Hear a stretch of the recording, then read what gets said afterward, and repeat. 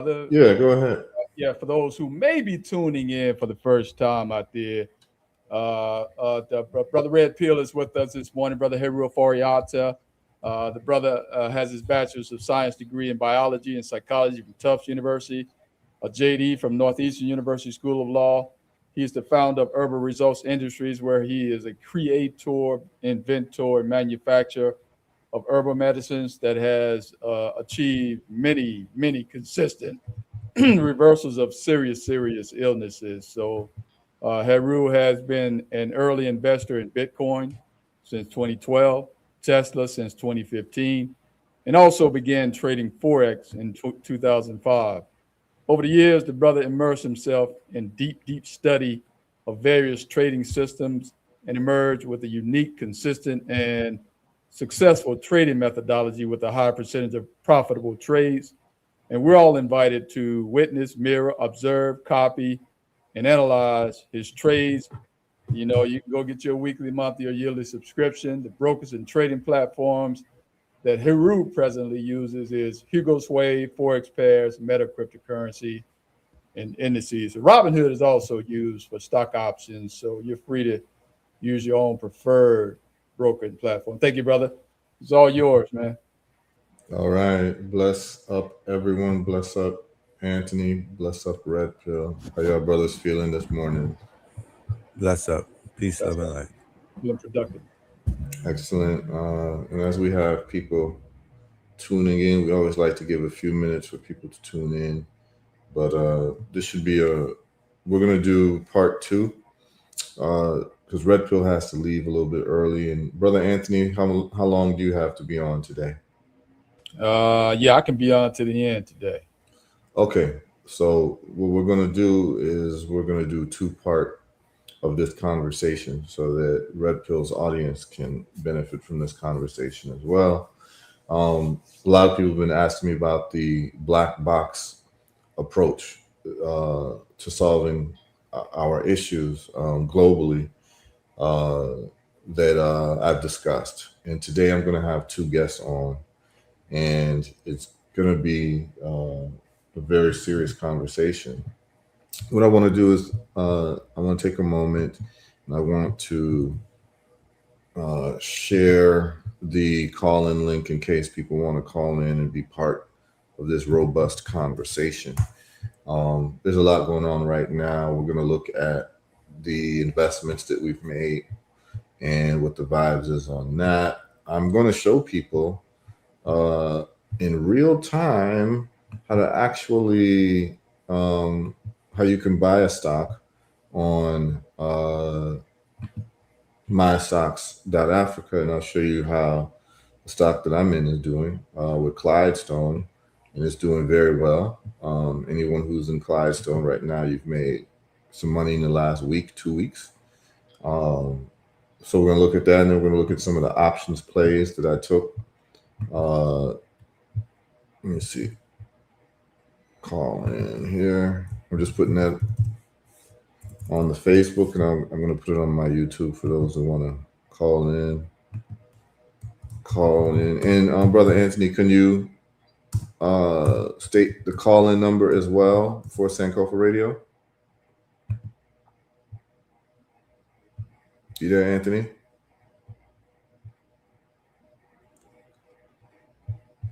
I don't know if you could hear me, Anthony. Yeah, I stepped away, my brother. But say it one more time. Yeah, could you just state in what the call-in phone number is for those people who would like to interact? It's a pleasure doing that. 205-417-7552. For those who did like I did, stepping away, it's 205-417-7552. Okay, excellent. And I have just pinned the comment for you all that are interested in calling in on my Facebook, my personal Facebook, the HERU OFORI ATTA Facebook. It's there, so people can actually call in. I'm going to do it to my YouTube channel as well, and then we're going to get started, y'all. Today should be very interesting, very interesting, and I'm going to talk about really the black box, and we're going to cover some of these trades as well. So let me I just want to do a little housekeeping real quick and give you all the links to call into the show. All right, we are gonna go. We are gonna go into the topics. Everyone, just give me a quick 30 seconds. I'm just doing some housekeeping right now. Let's see. Sure, it says what it is. All right. All right. While you do that housekeeping, Brother Red Pill, what events, man, you got going on this weekend? You got anything going on? Brother Red Pill may have stepped away as well. Yeah, he may have stepped Yeah, I've been away. preparing myself for this Invest Fest. So the campaign has been on the road to Invest Fest, which is the first weekend of August, the 8th to the 10th. Yesterday, we actually had Proclamation Day. Me and Blue Pill, along with a sister by the name of America Sutton and a brother by the name of Genius, we have a Proclamation Day in Atlanta, Georgia, South Fulton. And I'm in New York, though. I wasn't able to celebrate it out there, but I did celebrate in spirit.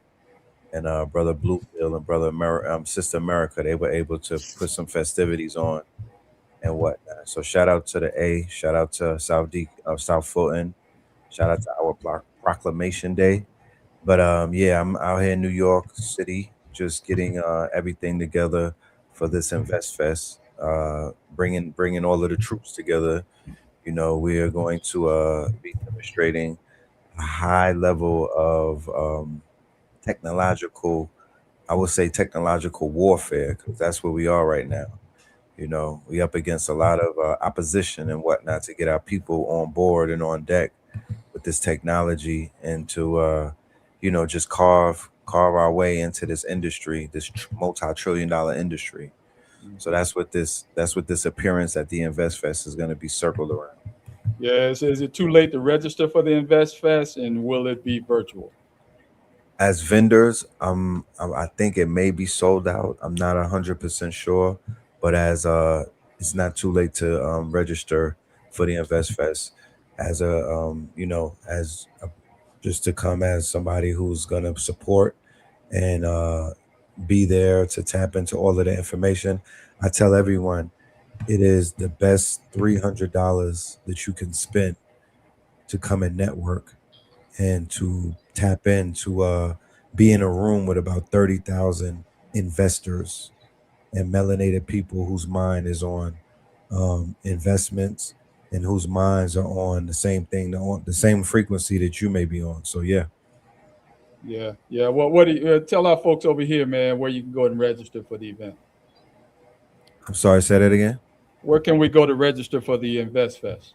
Oh, okay. I believe it's investfest.com. Okay. I'll do a double check on it, but I do believe that they have it up as investfest.com. All right. Appreciate you, man. All right, great. And we're happy to know that people are excited about things like Invest Fest. And I'm glad that initiative is being done so that investing becomes something quite normal and common in our communities. And all basically, I thought about investing. You're like this, Red Pill. I thought about investing. You know what investing is like? Because what you're doing is you're making money in your sleep, right? You're putting your money to work for you. So in a sense, think about this, Red Pill. Investing is almost like you have your own AI agent that's going out working for you. Yes. Think about that, right? We have these concepts of these AI agents and this future concept of robots that'll do housework for you and do these things. Basically, it's increasing your productivity, right? So when we talk about money, people are working jobs not because they love their jobs. 99% of people are working jobs just to make money. So imagine if you had 4 versions of you, with different jobs, right? Yep. And that income was coming to you. Well, that's what investing has been for the last thousands of years. Is that is basically your own agent, your own AI agent that you've deployed into the field that's bringing you back money, right? That's what investing Interesting is. perspective. Yeah, that's Yeah. really what investing is. It's like having an AI agent that literally is bringing you back money while you're sleeping and resting. And so investing is very important. How can you compete with someone who's got 6 AI agents out there getting money? Right? And so Yep. we've been non-competitive as a people worldwide because we haven't been really hipped on this thing called investing. Investing principles should be taught from grade school, but it's not, and there's a reason why it's not taught, because the powers that be want us to work 100 times as hard just to make a dollar compared to other people who know about investing who are working 100 times as less, right? And what do I mean by that in real numbers? We've done the dollar cost averaging calculator. So imagine you make $50,000 a year. And remember, my whole mathematical principle is that you should take 20% of what you make and invest it. So that means that you'd be investing $10,000 a year. Well, if that $10,000 10x's, right? That's $100,000. Well, typically it would have taken you 2 years to bring in $100,000. So what happens when you're getting another $100,000 through investing and not through selling your time or your labor? So essentially, investing is putting different versions of you out into the world and bringing back a bag of money, right? This is very important. You won't be able to compete with somebody who has 5 different robots of themselves earning income. Well, this is what investing really is. Okay.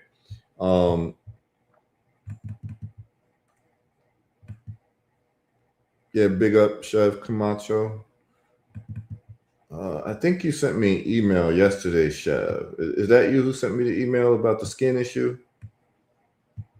Is that the question you're about to ask? Because I was going to answer the email after the show today. But if I think that's you, Chev, I'll go back into my email and see if that was you. But I'm sure you'll just go ahead and type the question in here. And if that was you with the person who had the skin issue, yeah, that was you, seborrheic dermatitis. Yeah, there's a way we're going to deal with that. And that's easy. We have it. You could just get ivermectin cream. You can mix it with castor oil and you rub it in the area 2-3 times a day. Or you can get ivermectin cream and you can mix it with DMSO cream and it should take care of the problem. And if you need it, contact us. We have the cream. I think I have it here somewhere. Yeah, we can ship it to you, Siobhan. Yeah, so don't worry about that. All right, you got you covered. All right, and we see in the morning here we've got the great Tabia Yatunde is tuned in.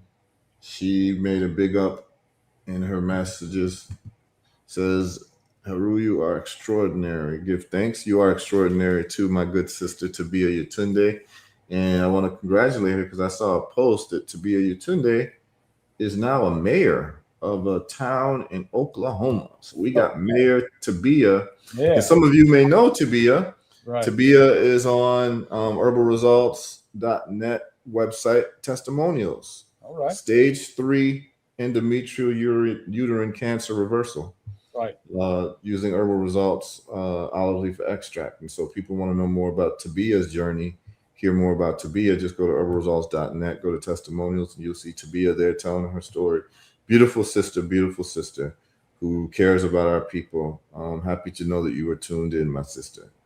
And we've got the great and powerful Kai Wilson in the house.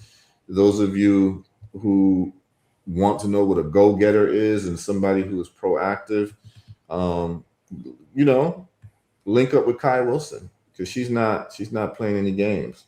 She's very serious. She's an early investor in Bitcoin, and I believe she's now in She's now in Clydestone as well, with the mystocks.africa, which we're going to go over. And for the benefit of the people listening right now, before we get into the black box situation, because Red Pill has to leave at the top of the hour, so we want to get all the Red Pill listeners to tap into what we're doing. We're going to do a part 2 as well for the Know the Ledge folks as well, because I think Red Pill will have to tap out unless people want to, migrate over to the Facebook or the YouTube that we have running on Sankofa. We can continue the conversation. But yes, Kai Wilson says Clydestone is up today. Yes, Clydestone is up every day. We everyone's laughing. And here we go. Tranquil Moon says, got my Clydestone last week. Listen, Brother Anthony, how do you feel about how we have transformed the conversation, man, where people are actually investing in Africa, not because of some type of romantic feelings, but seeing it as actually a financial benefit to invest in Africa. This is changing the conversation. How do you feel about how we've been able to pull this off? Not only that, just got a call yesterday from a brother, listening to the program, investing, but going to reside on the continent. So you're changing the minds of our people, brother. Hey, can we do this? We got a caller on. Can we take a caller real quick? Yeah, we can. Hey, caller, you on with Brother HERU and Brother Red Pill? Are you there? Can you hear her fine, everyone? No, can I hear her? All right. Go ahead and talk a little louder, sister. Okay, Brother HERU. Yes, I can hear you. Hi, morning. How you doing? This is Siobhan from St. Croix, your friend. I spoke to you all the time. Siobhan, bless up from St. Croix. Big up St. Croix, Red Pill got roots in St. Croix too. So, I'm sure he'd love to big you up as well. Big up all the people in St. Croix. VI Massive, same way, So I've been following you for a long time. I'm one of your investors and everything. Mm-hmm. So I'm trying to get into the mystocks.africa. Mm-hmm. I did my account and everything. I'm alive. But I've been trying to transfer some funds in there for like 2 weeks now. Okay, you've asked the right question. I'm about to walk you through it right now, Siobhan. I'm about to walk the audience through putting money in your account and buying the stock live right now. Okay, because I know that you did that 2 weeks ago through Web3 and the crypto and crypto.com. And I tried that and it keeps telling me that my code cannot be recognized. So I'm Okay, don't worry. I'm gonna walk you through it right now, okay? Okay. Well, All right. So your call was very timely because I'm gonna walk everyone through it right now and show you how easy it is to do it. Okay? Have a good day. All right. All right. Thank you, sister. All right, y'all. So yeah, that's a call from St. Croix. And just please know that we have listeners from all over the world. People contact me. There was actually a sister in China. I think it's a sister from Louisiana who's doing some type of not-for-profit work in China contacted me saying she watches the show. We've got people in Australia watching. We've got people in Cambodia watching. We've got people in Lagos watching. Big up the Lagos Massive, same way. Folks in Liberia, Sierra Leone. We've got folks in, of course, Alabama, folks in New York City, folks in London, folks in Paris.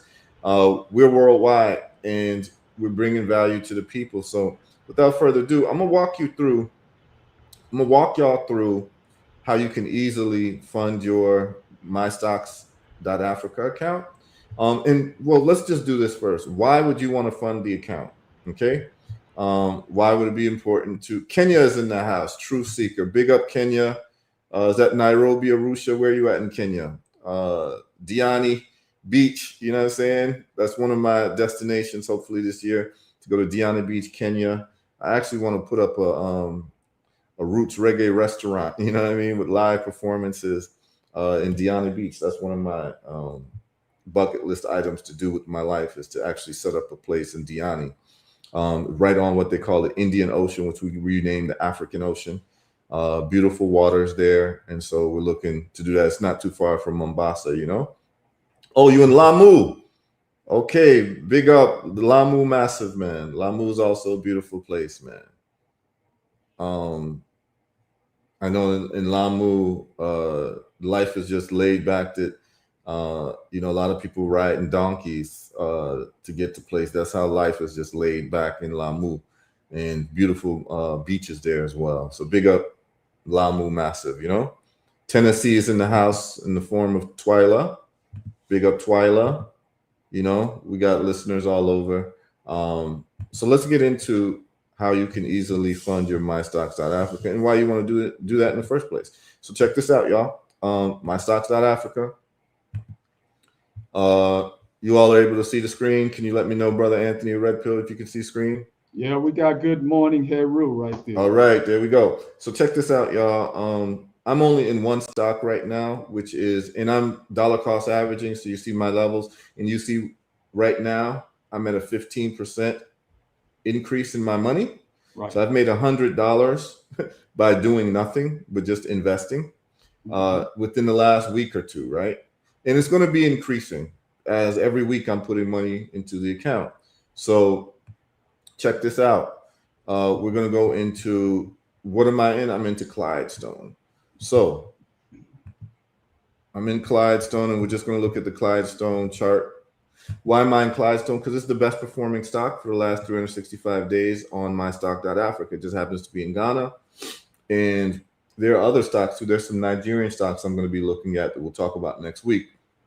But look at the chart. Up and away.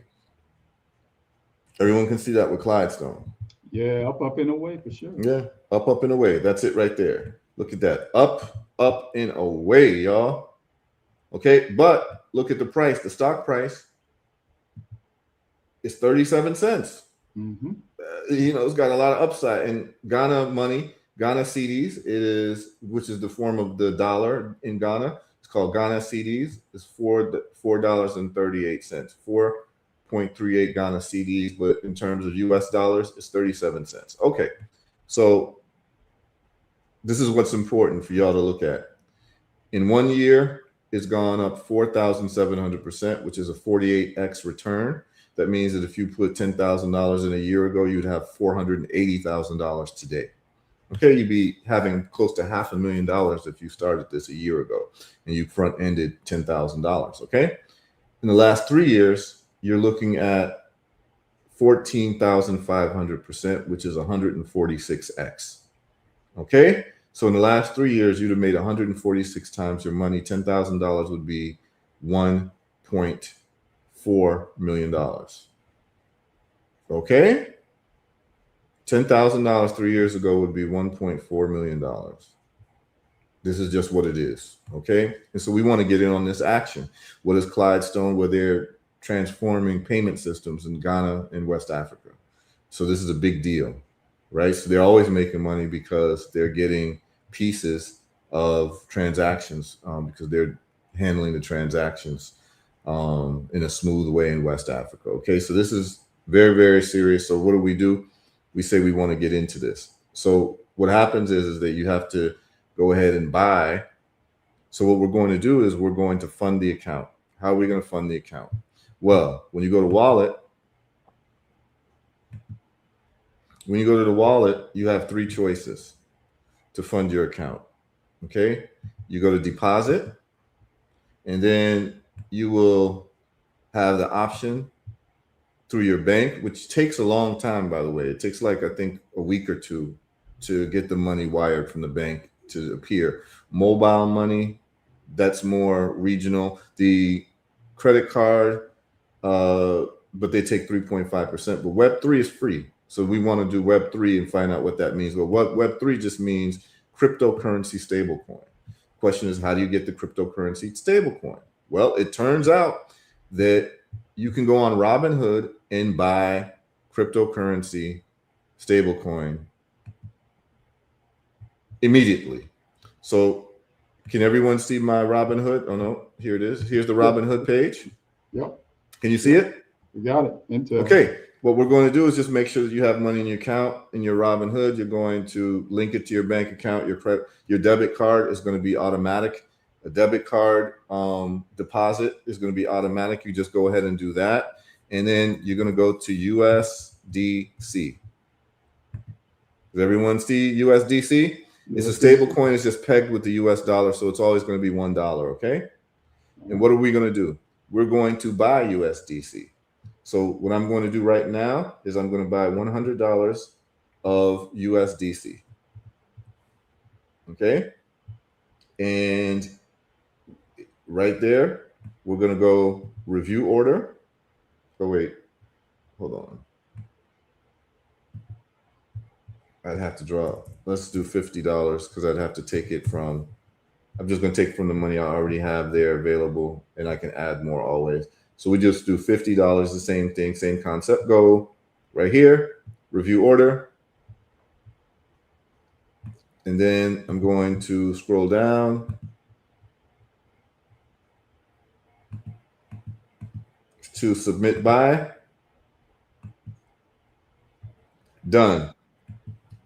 Okay. I now have $50. UCC says $50.96 in USDC. Does everyone see that? Got it. Okay. Now, what's the next step? The next step is I want to send the USDC to my stocks.africa account. How do I do that? Well, you need to copy the address, which they have right here. Do you see right here? This is my stocks.africa. You will see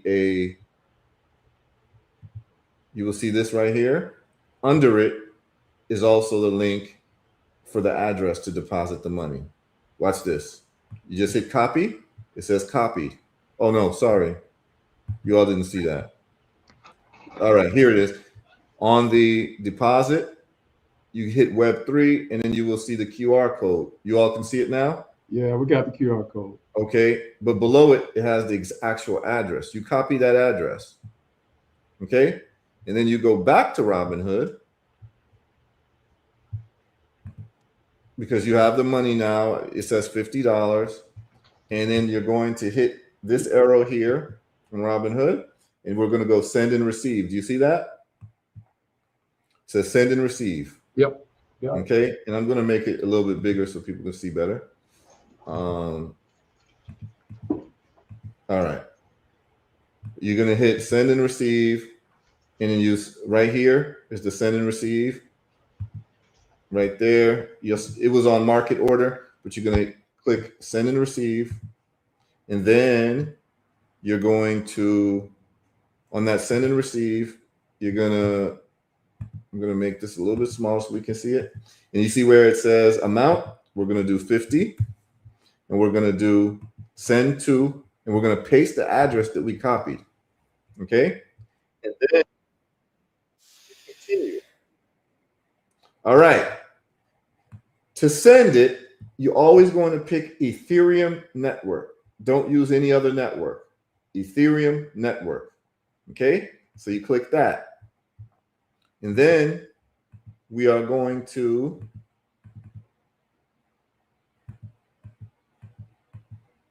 hit review. Protect yourself. Yes. Accept and continue. And then we're going to hit submit. You click that. Do you see where it says submit?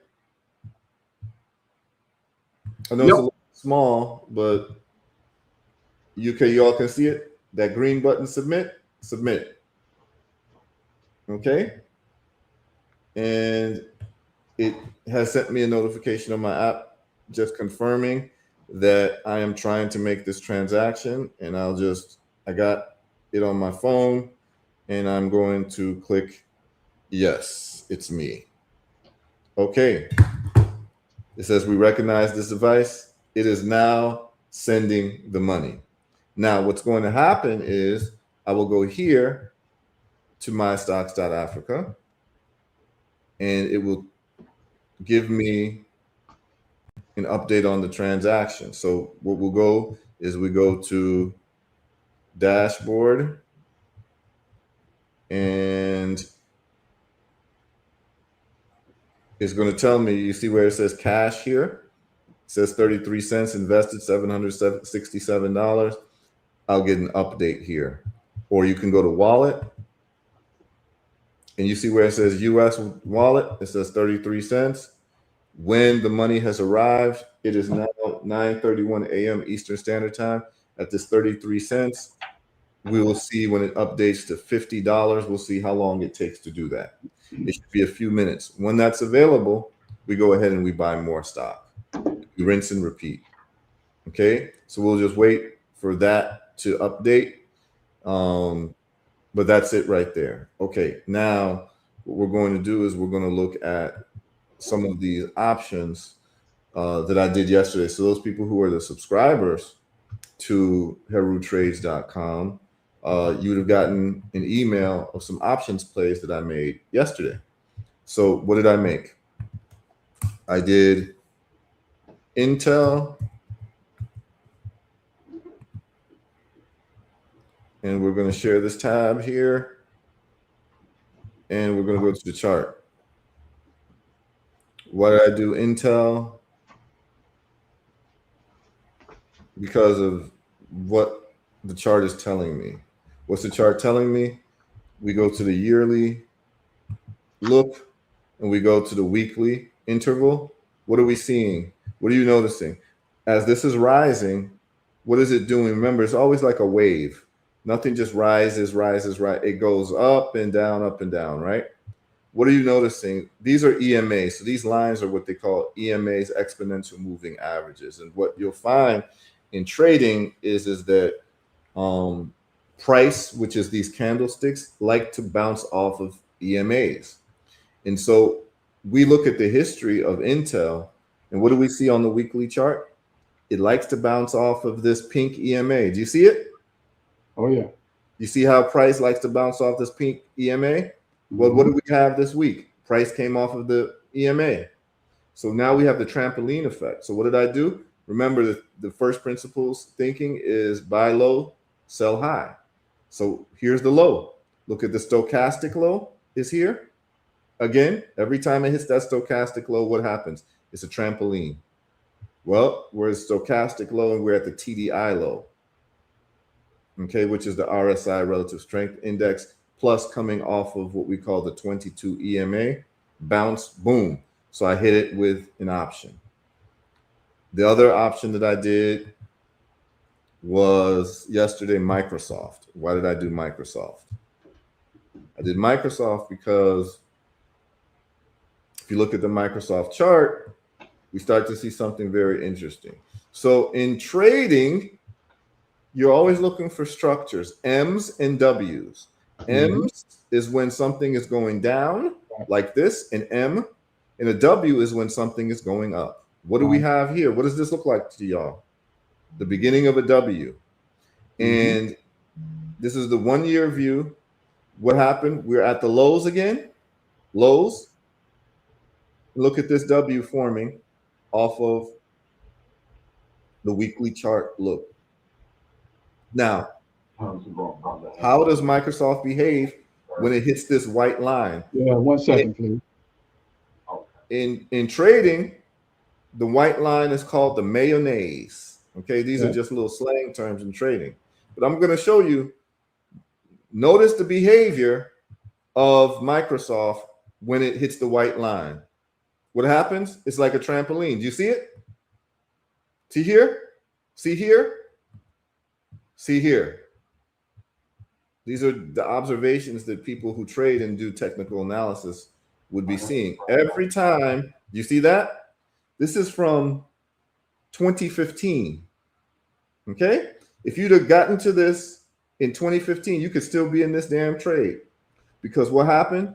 It hit the white line, gave you the RSI low, gave you the stochastic low, and here we are. Okay, it goes up. I'm giving y'all literally the gems right now. Okay? Last time it hit the mayonnaise was December 22 here. So we went from 2015 to 2022. That's 7 years gap. And then the next time it hit was 2025. Well, it hit again. What did I do? I hit a buy on the options, and I'm looking to make a lot of money going up. You just have to know what you're looking for. All right, Those brother, people- stay right there. Yeah. Stay right there. Mm-hmm. Yeah. I hate to interrupt, but look, let's go to a caller. Black Ice well, he may have a question about this particular item. Black Ice, you there, my brother? Yes, I am. Thank you. First off, brother HERU, we couldn't see the chart when you were Oh, you know what? Sorry, y'all. Sorry. You all were looking at the wrong chart. Here it is. Okay. Thank you for pointing that out. Let me go back and point out what I'm telling y'all to look at. Thank you for pointing that out, caller. Let me just cover that real quick again. Thank you, because I'm not looking at the comments while I'm doing this. All right. I'm going to reiterate what I said. Okay. All right. I'm going to reiterate it. You all can see the chart with the white line here? Yep. Okay. This is the weekly time frame, which is a long-term time frame, which is what you want to use to trade because it's less noise. When you're doing the 1 hour, 15-minute, all of that, there's too much volatility, and we're into predicting movement. And so the more volatility, the less predictability. So you want to go to the higher time frames where there's less volatility, which means more predictability. This is just a first principles approach to doing this. Okay. Now, all right. What do we notice? Before you move further, let's see if the brother got a follow-up. Brother Ice, Black Ice, you got a follow-up? You got a question for Brother HERU? What I wanted to know is, are you able to fund the account, say, using a crypto bank like ATTA.com other than Robinhood? Yes, anywhere where you can get USDC and send it through the Ethereum network, you can use it. You can use crypto.com, you can use Binance, you can use Coinbase, you can use any exchange where you can exchange dollars for USDC or USDT, which is the USD stable coins. You can then send it to mystocks.africa. You do not need to use Robinhood. It's just really easy to use Robinhood, extremely easy. Okay. All right. Shout out to Red and KTO family. I'm sorry, I couldn't hear you. All right. He said shout out to the Red and the KTO family. Okay. All right. So let me go back to what I was saying because you all weren't able to see the screen. I was referring. You can see it now. Okay. What do we notice? We notice that the behavior of Microsoft is as follows. Every time, look at Microsoft just going up, up, up. And every time it hits this white line, which is called the mayonnaise, what happens? This is the trampoline effect. You see it? Look at it. Everyone see it? Are you able to see this? Red Pill, are you able to see this, Brother Anthony? Yes, we got it. Trampoline. All right. So here, this was 2013 when it did that. Mm-hmm. And if you got it on this trade, you could still be in it. In terms of if you just bought stock, this is your low point and you bounce off. And it coincides with the RSI low and the stochastic low. Okay? When's the next time it did that? Here. This was 2015. Corresponds with the lows. Again, this is the trampoline effect. We're going to look for another bounce off of what they call the Mayo, which is the white line right here. This was in 2022. So this was a good time to buy because this is the trampoline effect. Right. You buy low, sell high. Okay? This is the number one principle that does not go away. First principle thinking when it comes to anything financial: buy low, sell high. I don't care if you're in a communist economy, a capitalist economy, socialist economy, quasi-capitalist, crony capitalist, whatever it is, whatever financial system you are in is always the same: buy low, sell high. So here's the lows. So what I'm telling you is that whenever Microsoft candles, which is the price, hits the mayonnaise, that's your low.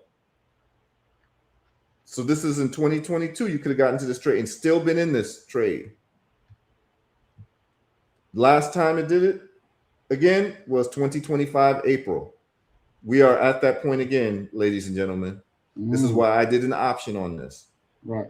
Okay. And that's why all of my subscribers got that notice yesterday, because not only is it coming off of it, it's forming a W off of the Mayo, which is a strong indication of it going up.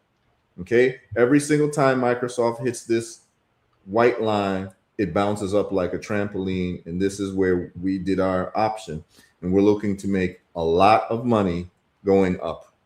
And my expiration date is in January. It's in December, or it's in July sometime. Okay, so I've got a year, okay, before this expires. So all I'm going to do is just rake up money in the next year to come and just sit down. Price may go down, but eventually it's just going to bounce back up. And we see the same thing for Intel that I got into yesterday. So I showed you the bounce off points. Intel's bounce off points is what I showed you all, the pink line, which is known as the 22. I think we have our callers coming in as we go to the black box, but I want to show y'all these investments and what it's looking like, okay? And why I do what I do and what my approach is. Look what happened. Every single time Intel hits this pink line, which is the 22 EMA, that is your bounce off point. One time was September 15, 2025.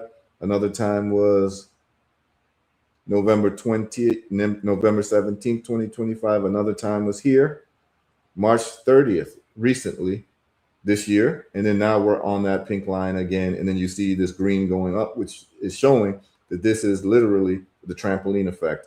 So I got into an option, and we're looking to make money this way. Okay. And you see the lows here. All right. So that's how I do what I do. Now, let's go to mystocks.africa. Share this tab instead. What do you all see? The $50 has arrived in my wallet. Can you all see this? Yes, sir. Okay. Now that the $50 is in my wallet, we are going to go to Clydestone. And we are going to buy $50 worth of Clydestone stock. So you go to Clydestone, scroll down, and it's going to say buy. And what do I want? I want 100% of whatever I have available, which is that $50, okay? And so you just put in the amount of shares, and what it comes to, you could just put in 25% of what you've got, 50, 75, 100. I put in 100, so I just funded it with the $50, right? And, you know, I'll be doing a little bit more today, but this is just an example. So I hit buy. And when I hit buy, Clydestone is going to tell me the order is in queue.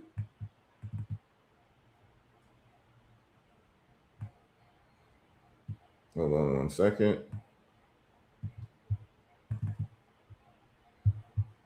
I'm having a problem with Clydestone and this buy button. But that's how it works. I don't know if Clydestone is if investments.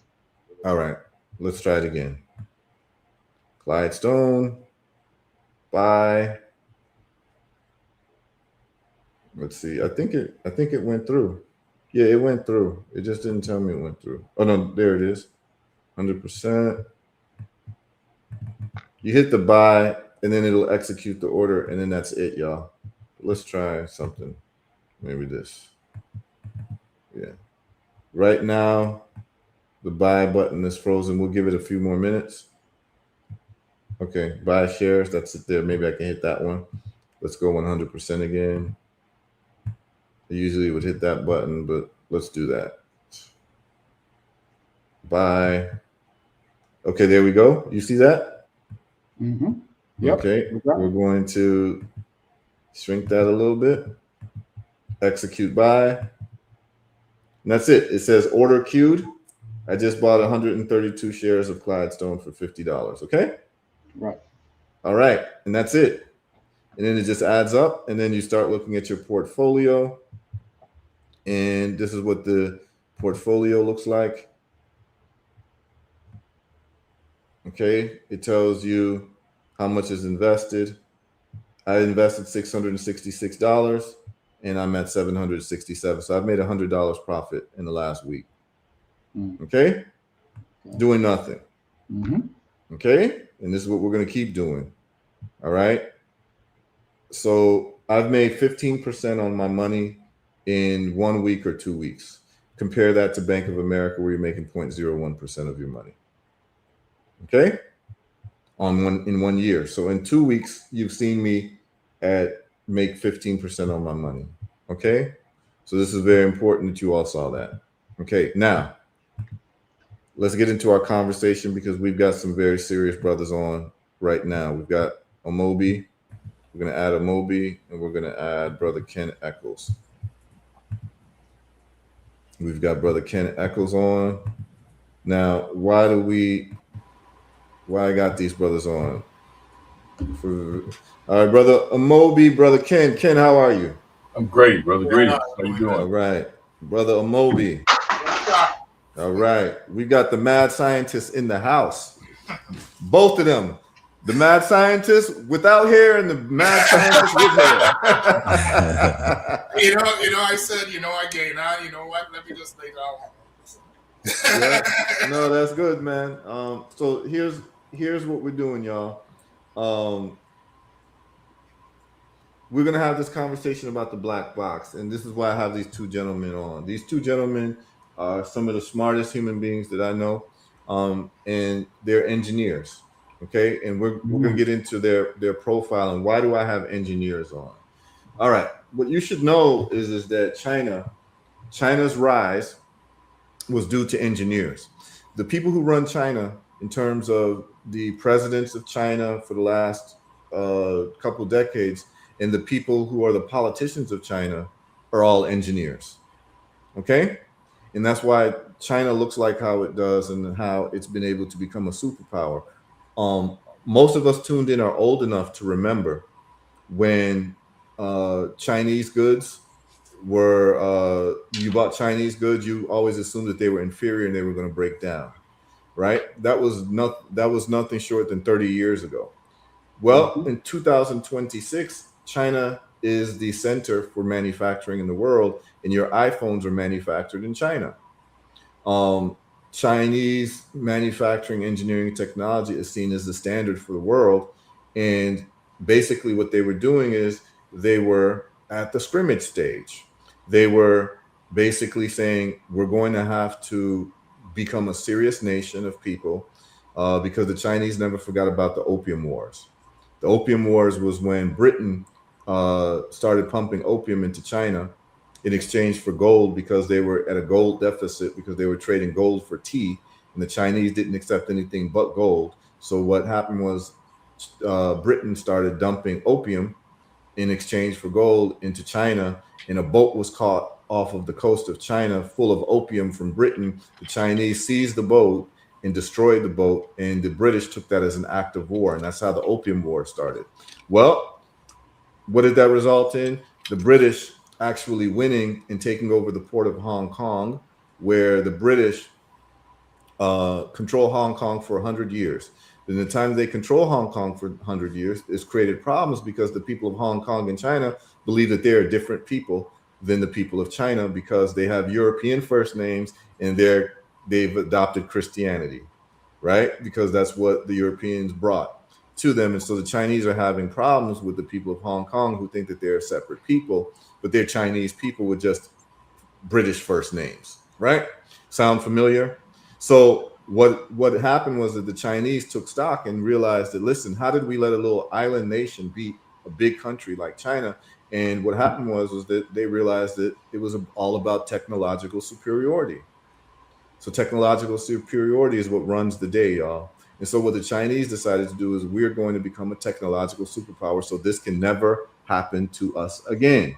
So the Chinese began becoming masters in science, math, engineering, and technology.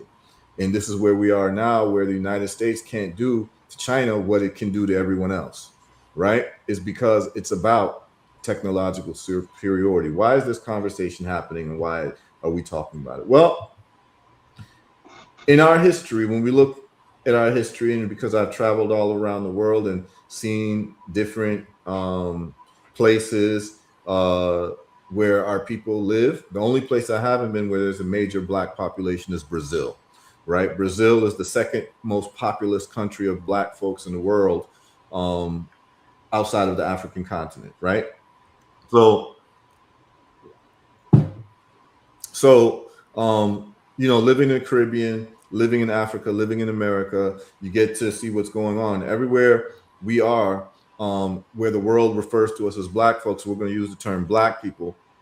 And actually, we refer to ourselves as black people in ancient Kemet, land of the blacks. It wasn't just the black soil, it was actually land of the blacks. And in Ghana, when we don't make distinctions on people's national boundaries, we call ourselves Obibi-4 or Obibini, which is black people, right? So you might refer to someone as Ashanti, you might refer to someone as Igbo, or someone as Nigerian. When we're talking about black people, in Ghana, we have a term for it, which is Obibini or Obibi-4. Okay, now, so we refer to ourselves as black even before white folks came around, Europeans came around.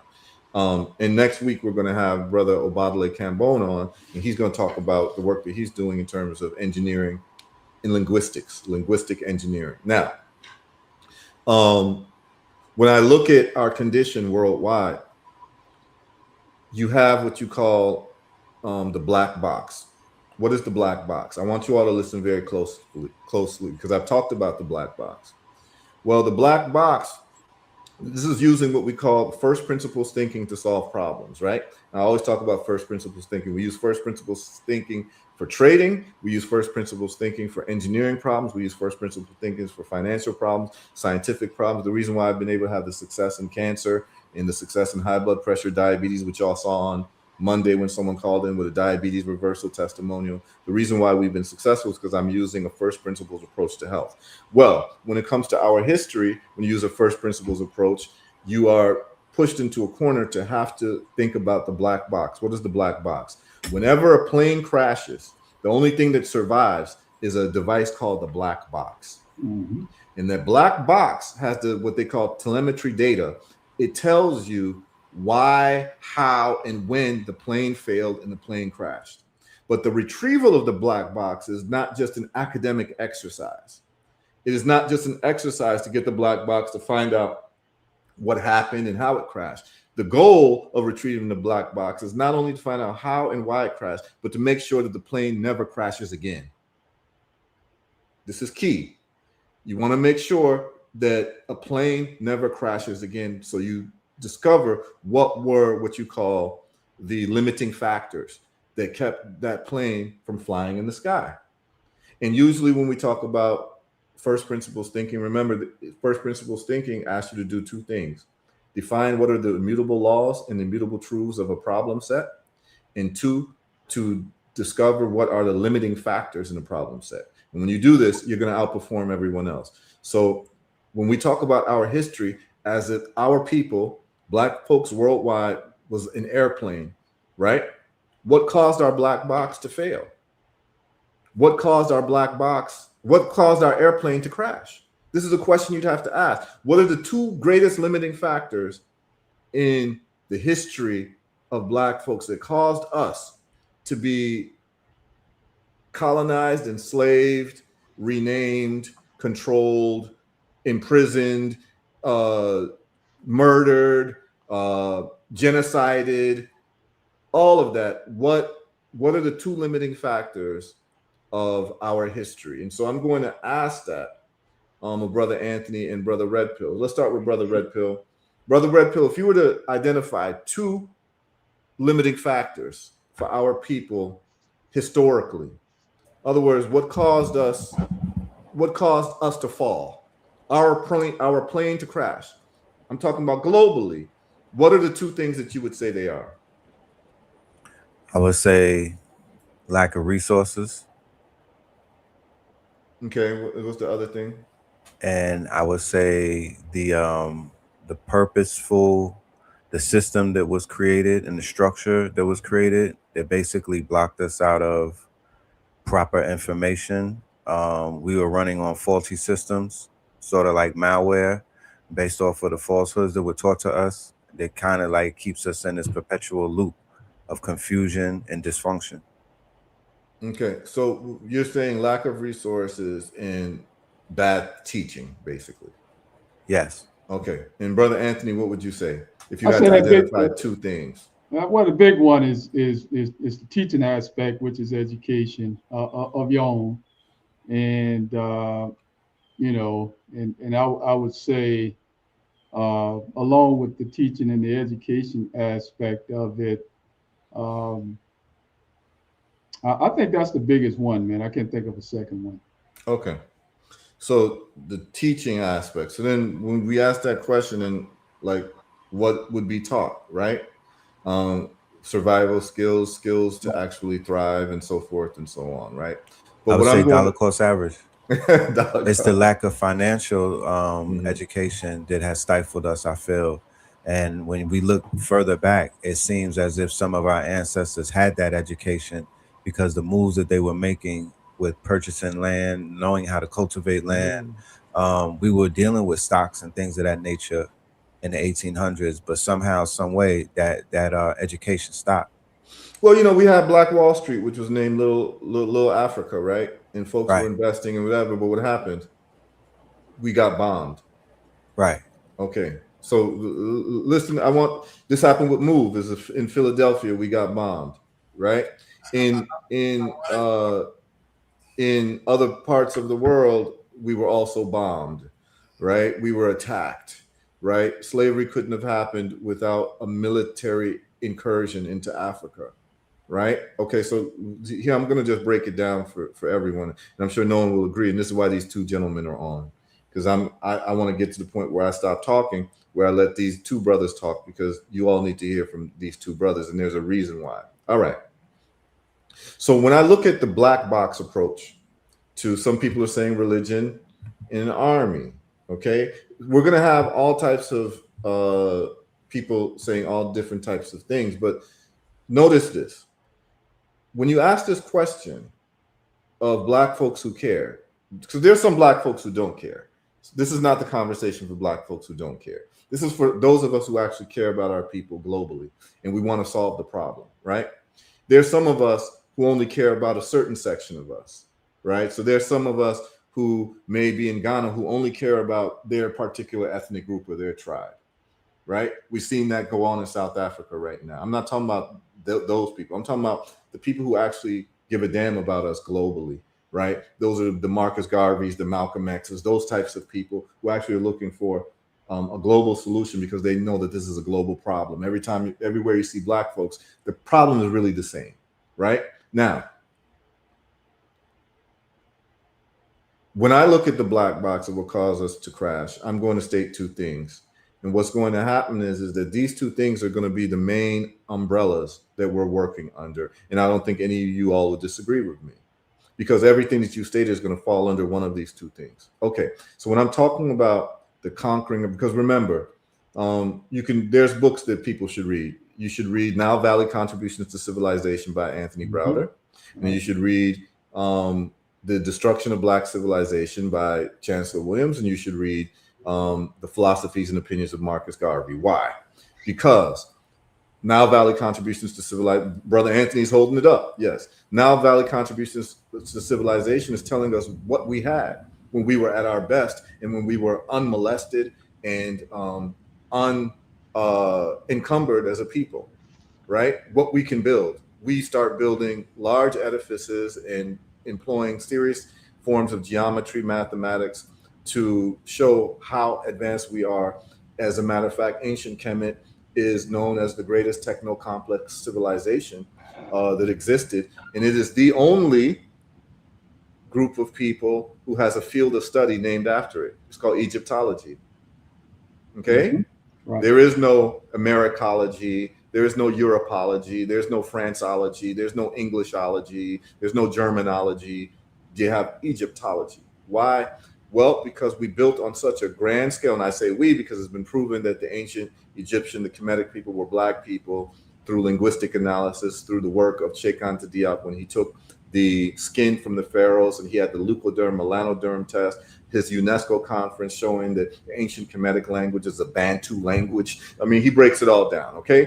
Theophilo Benga breaks it all down. We have the drawings on the walls of black folks, all that. Anyway, the question then would become, okay, this is what we contributed, but then how did we fall, right? How did we lose it? So Destruction of Black Civilization attempts to talk about it. And then Marcus Garvey's Philosophies and Opinions is a book that's talking about how we get it back, right? So now Valley Contribution to Civilization, what we had, Destruction of Black Civilization, how we lost it. And then Marcus Garvey is talking about how we get it back. All right, but here's the deal. When you look at a first principles approach, we distill everything down to its most common denominator, okay? So you don't have to waste time talking about other ancillary things. So when you distill it to its most common denominators, what the black box would tell you about us and what happened to us is two things, two deficiencies. One, when Europeans came to attack us, and please understand it wasn't always like this. With the Arabs and Europeans, you could read a book called The Cultural Unity of Black Africa by Sheikh Anta Diop, and he has a letter that the Pharaoh of Egypt wrote to the king of the Persians. And he says, basically, if you dare to think to invade us, you need to think twice, because he literally says this, until your Persian soldiers can pull a bow with the efficiency and the strength of the Nubian and the Kemetic soldiers, please do not dare to attack our lands, which is the lands of milk and honey, and also pray to your gods that we do not covet other lands. This is literally what the Pharaoh of Egypt told the king of Persia. What he was saying was that we're so advanced and we're so strong that don't even think about attacking our land, because we know that our land has been cultivated, that it's a very rich land, and you are coveting our land. We do not covet your land because we look at it as trash. We're happy here and we're not trying to invade other places, but if you dare to invade us, you're going to meet the bow, okay? Because there was a certain type of Nubian, a certain type of Kemetic bow that was very powerful, which was a projectile. Okay, now, when we looked at that, we were able to defend ourselves because we had a high level of technology for warfare in terms of projectiles. We just had the most modern bows and the most efficient bows for warfare. Okay, time goes on and we end up losing our dynasties, and what happened? Alexander comes in, what they call Alexander the Great. You also have the Hyksos, all of this. So we start getting depleted as a people. All right. Then you have what they call the transatlantic slave trade, where Europeans are building forts and coming in, and they're getting other black, what they call, let's just use nations or tribes that have been fighting against each other, right, for centuries, to actually exploit that division. And so we start doing business with the Europeans, where there are certain ethnic groups, because of one ethnic group attacking them, starts to side with the Europeans and for protection, because the Europeans have guns. They have another form of a projectile that is more powerful and more efficient and more game-changing than the arrows and the spears that we have, the projectiles that we have in the form of a gun. But what happened was, we saw how powerful the gun was. We did not have in our cultural, spiritual system a solution that says that we are going to take these people's guns, their technology, and we're going to reverse engineer it, and we're going to improve upon it. But instead, what we did, and we have not been good to each other, okay? This is the thing. We have not been good to each other. And we still see it today. Whether you're in America and you see Crips and Bloods, or you see East Coast, West Coast, you see Yoruba and Igbo, you see Ashantis and other groups, whatever. And now you're seeing Zulus and Xhosas in South Africa. We haven't been good to each other, because in our cultural, spiritual frameworks, we did not have a spirituality that addresses the black box problem. So here's the point that I'm making before I have the brothers take the floor. The two biggest limitations for us in our history that caused the plane to crash is, one, lack of technological superiority over our enemies. Okay? Because it's their technology. The Europeans are not physically stronger than us. They're not braver than us. None of that. But they came in with better technology and they used it. The second limiting factor of Black history worldwide is a lack of unity. Okay? The lack of unity is so serious that they exploited it. And I'm talking about on the continent, there was a lack of unity. And then when you get to America, you get to Jamaica, you get to Haiti, there was lack of unity, because when you start looking at Nat Turner, Gabriel Prosser, you start looking at Denmark, VC, their slave revolts, it failed because of a lack of unity, because you had certain Black folks who didn't feel like they wanted to belong to the other enslaved Black folks and went to massa. Okay? And this happened on the continent. So the treachery that we've had towards each other, the lack of unity that we've had towards each other, is not geographically specific. It is found everywhere where we are. We find distinctions amongst ourselves and we end up becoming weaker. The division makes us weaker. Whether you're divided because you're Yoruba versus Igbo, or you're divided Hausa versus whatever, this division has always been used by outsiders to capitalize on us. Now, is unity the only thing that's necessary? No.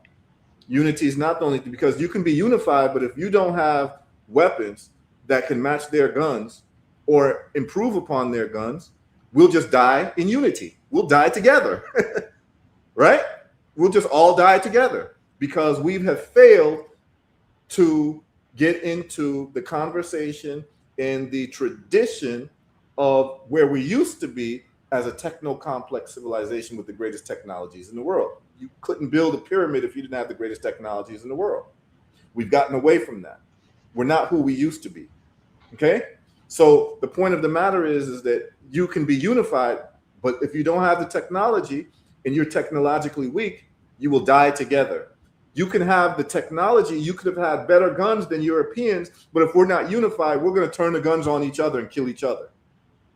So when we talk about distilling the two biggest problems, the two biggest limiting factors for our rise as a people, the plane to keep flying, it is easily seen that it was a lack of technological superiority and a lack of unity. These two things. And therefore, it has to be solved for. There is no activity that Black folks are going to do that is going to move the needle in terms of our progress in the world, like how China made its progress in the world. It has to be done with those two things, because that's what the black box is telling us. It's telling us this is why our plane crashed. And not only this is why it crashed, this is why it keeps crashing. Because we keep engaging in those two behaviors that limited us. We keep engaging in separation and division. And remember, as a mathematical concept, division seeks to go to zero. Multiplication seeks to go to infinity. So on the scoreboard, we're scoring zero because we're always focused on division. Any way that we can divide ourselves, you can see it in the Willie Lynch letters. We want to divide ourselves by which plantations we were on. We want to divide ourselves by who colonized us. I remember when I was in college, there was a sister who was Haitian, and you know, she felt like Haitians were always made fun of and this and that. And her retort was, well, we Haitians, at least we were colonized by the French and not the British. So she thought that it was better to be colonized by the French. You see this type of foolish division? Oh, I was colonized by the French, so my colonizer was better than you. My enslaver was better than you. And this is what we had in terms of plantation politics. Oh, my master is better than your master, right? My country is better than your country. My village is better than your village. These are the conversations that we've been having with each other, which exacerbates the black box identification of those two things. Also, we've done everything from marching to protesting to even fighting. We've had skirmishes and fought and lost wars. We've lost battles in America. We've lost them in the Caribbean. We've lost them in the South America. We've lost battles on the continent because we have refused. We have refused to focus on technological mastery, scientific, mathematical, and engineering mastery as a people. Okay? This is why we are being downpressed. The exploitation of our refusal, right? We can focus on athletics, music, entertainment, but Are we having parties for people when they graduate from university with an engineering degree? No, we're having parties for people when they get out of jail. Welcome home. We're celebrating things that don't matter in terms of what the black box is telling us. We are not telling our children that the most important thing that you could become is an engineer. Why? Because the engineer is the person who builds things. The engineer is responsible for your roads. The engineer is responsible for your cars. The engineer is responsible for your airplanes. The engineer is responsible for your defense system. The engineer is responsible for the electricity in your house. Okay? The engineer must be exalted in our culture.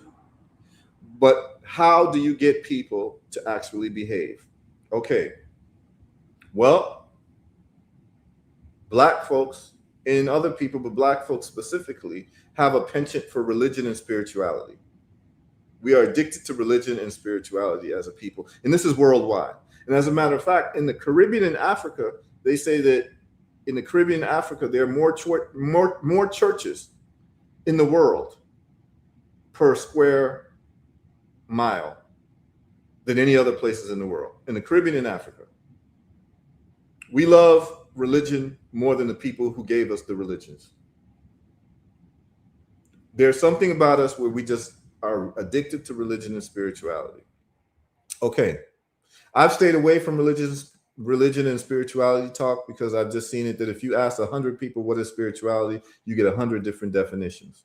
And it's something that divides people and causes some type of separation.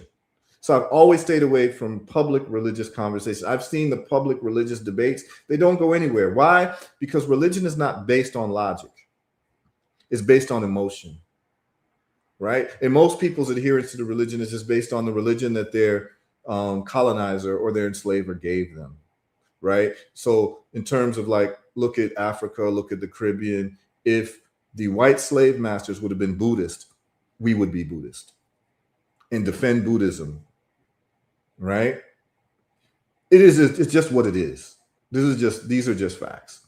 So the bottom line is this.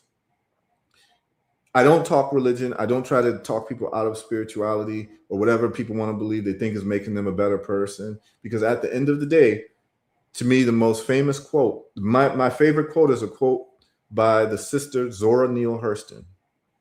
Zora Neale Hurston's quote is this, and you all should remember it and listen very carefully.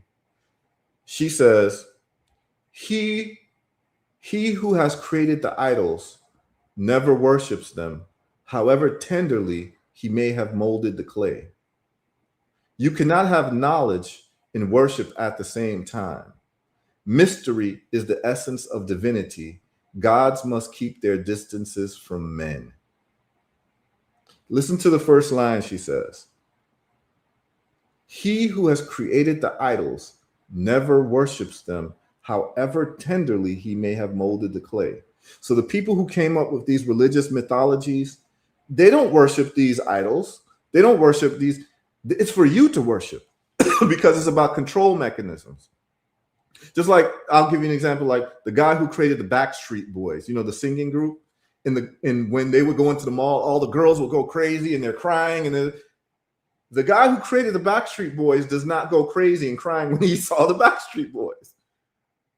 He who creates the idols never worships them, however tenderly he may have molded the clay. Okay? So the people who are giving you these religions, these things, is control mechanisms, and they don't believe in none of this stuff. Okay? But the people who have been conquered will believe in these things. As a matter of fact, I'll give you a quick story because I want to give up the floor to the brothers, but I want to lay the table properly. Okay? There is a story, there is a book called God's War Against the Indians. You all should look it up. It's about a group of Native people called the Panari Indians. Okay? I believe they're like in Canada somewhere. And so the white missionaries, because remember, understand that the religion that took over the world was through the Catholic Church and their armies. Okay? So the Catholic Church was responsible for the Crusades and the Spanish Inquisition and all of that, and always come with an army. And when these people came into Africa to invade us, the missionaries always came as part of the European armies. So it was never peaceful. Okay? Now, when they took the land from the Panari Indians, their whole goal was, we want to make sure that you become Christians. It never worked. The Panari Indians never accepted Christianity. Okay, I see some people are calling in. We're going to have a nice conversation. Okay, and what happened was, the reason why the Panari Indians could never accept Christianity, because in their language, there was no word for guilt. Listen to what I'm about to tell you. There was no word of concept of guilt. And it turns out that you can't sell Christianity to people if they don't feel guilty about Jesus dying for your sins. That's the hook, is that this great person made the sacrifice and died for you. So you're basically indebted to this person through guilt. And they could not get this concept to the Panari Indians, so they did not accept Christianity. Why is it important to have the people who you've conquered accept the religion that you want to give them? Well, the Catholic Church was engaged in one of the first COINTELPRO programs. What am I saying? Why am I saying that? Because in the Catholic Church, they have the concept of confession. So they teach you, thou shalt not kill. So anytime that they would conquer a people and they accept Christianity, they accept Catholicism, guess what happens to the people? They're taught, thou shalt not kill. So whenever you've got people next to you in your oppressed group that are looking to overtake the oppressor, guess what happens? You will always get snitches, because those people who accepted the religion are going to feel guilty that we're lining up to kill the slave master. So they will go run and tell the priest, who was an agent of the colonizer and of the enslavement, as part of their spiritual belief system. So you will go tell the priest, hey, these people are about to kill you all because you taught us thou shalt not kill as one of the 10 commandments, and I want to go to heaven. So I'm going to rat out our people because of the concept of confession.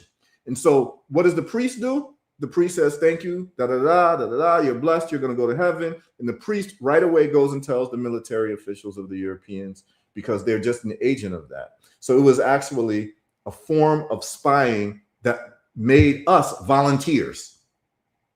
We would volunteer the information to the priest because we saw that what we're doing was against the religion that they taught us. So it was a form of control. And it was actually a very savvy system of getting people to self-report, to self-snitch. Okay, so the Panari Indians, guess what the Europeans did? They rewrote the Bible. This is real. They rewrote the Bible to say that Jesus was killed by the Panari Indians. Okay? And so when particularly the women read that, and they were taught that Jesus was killed by the Panari Indians, they all started crying. And they became Christian because they saw that they were the ones who killed this great person. And so to pay back for what they did, they became adherents of Christianity. And that's how the Panari Indians became Christians. They were given a different form of a Bible that changed the narrative, that said that they actually killed Jesus. You all can look at it. It's called God's War Against the Indians. Okay? So this is why religion has been used as a tool against us. Now, we had our own mythological and spiritual systems, but our mythological, spiritual, and religious systems were not prepared for what was happening against us. And if you want to know what was happening against us, one of the greatest movies to watch is Apocalypto.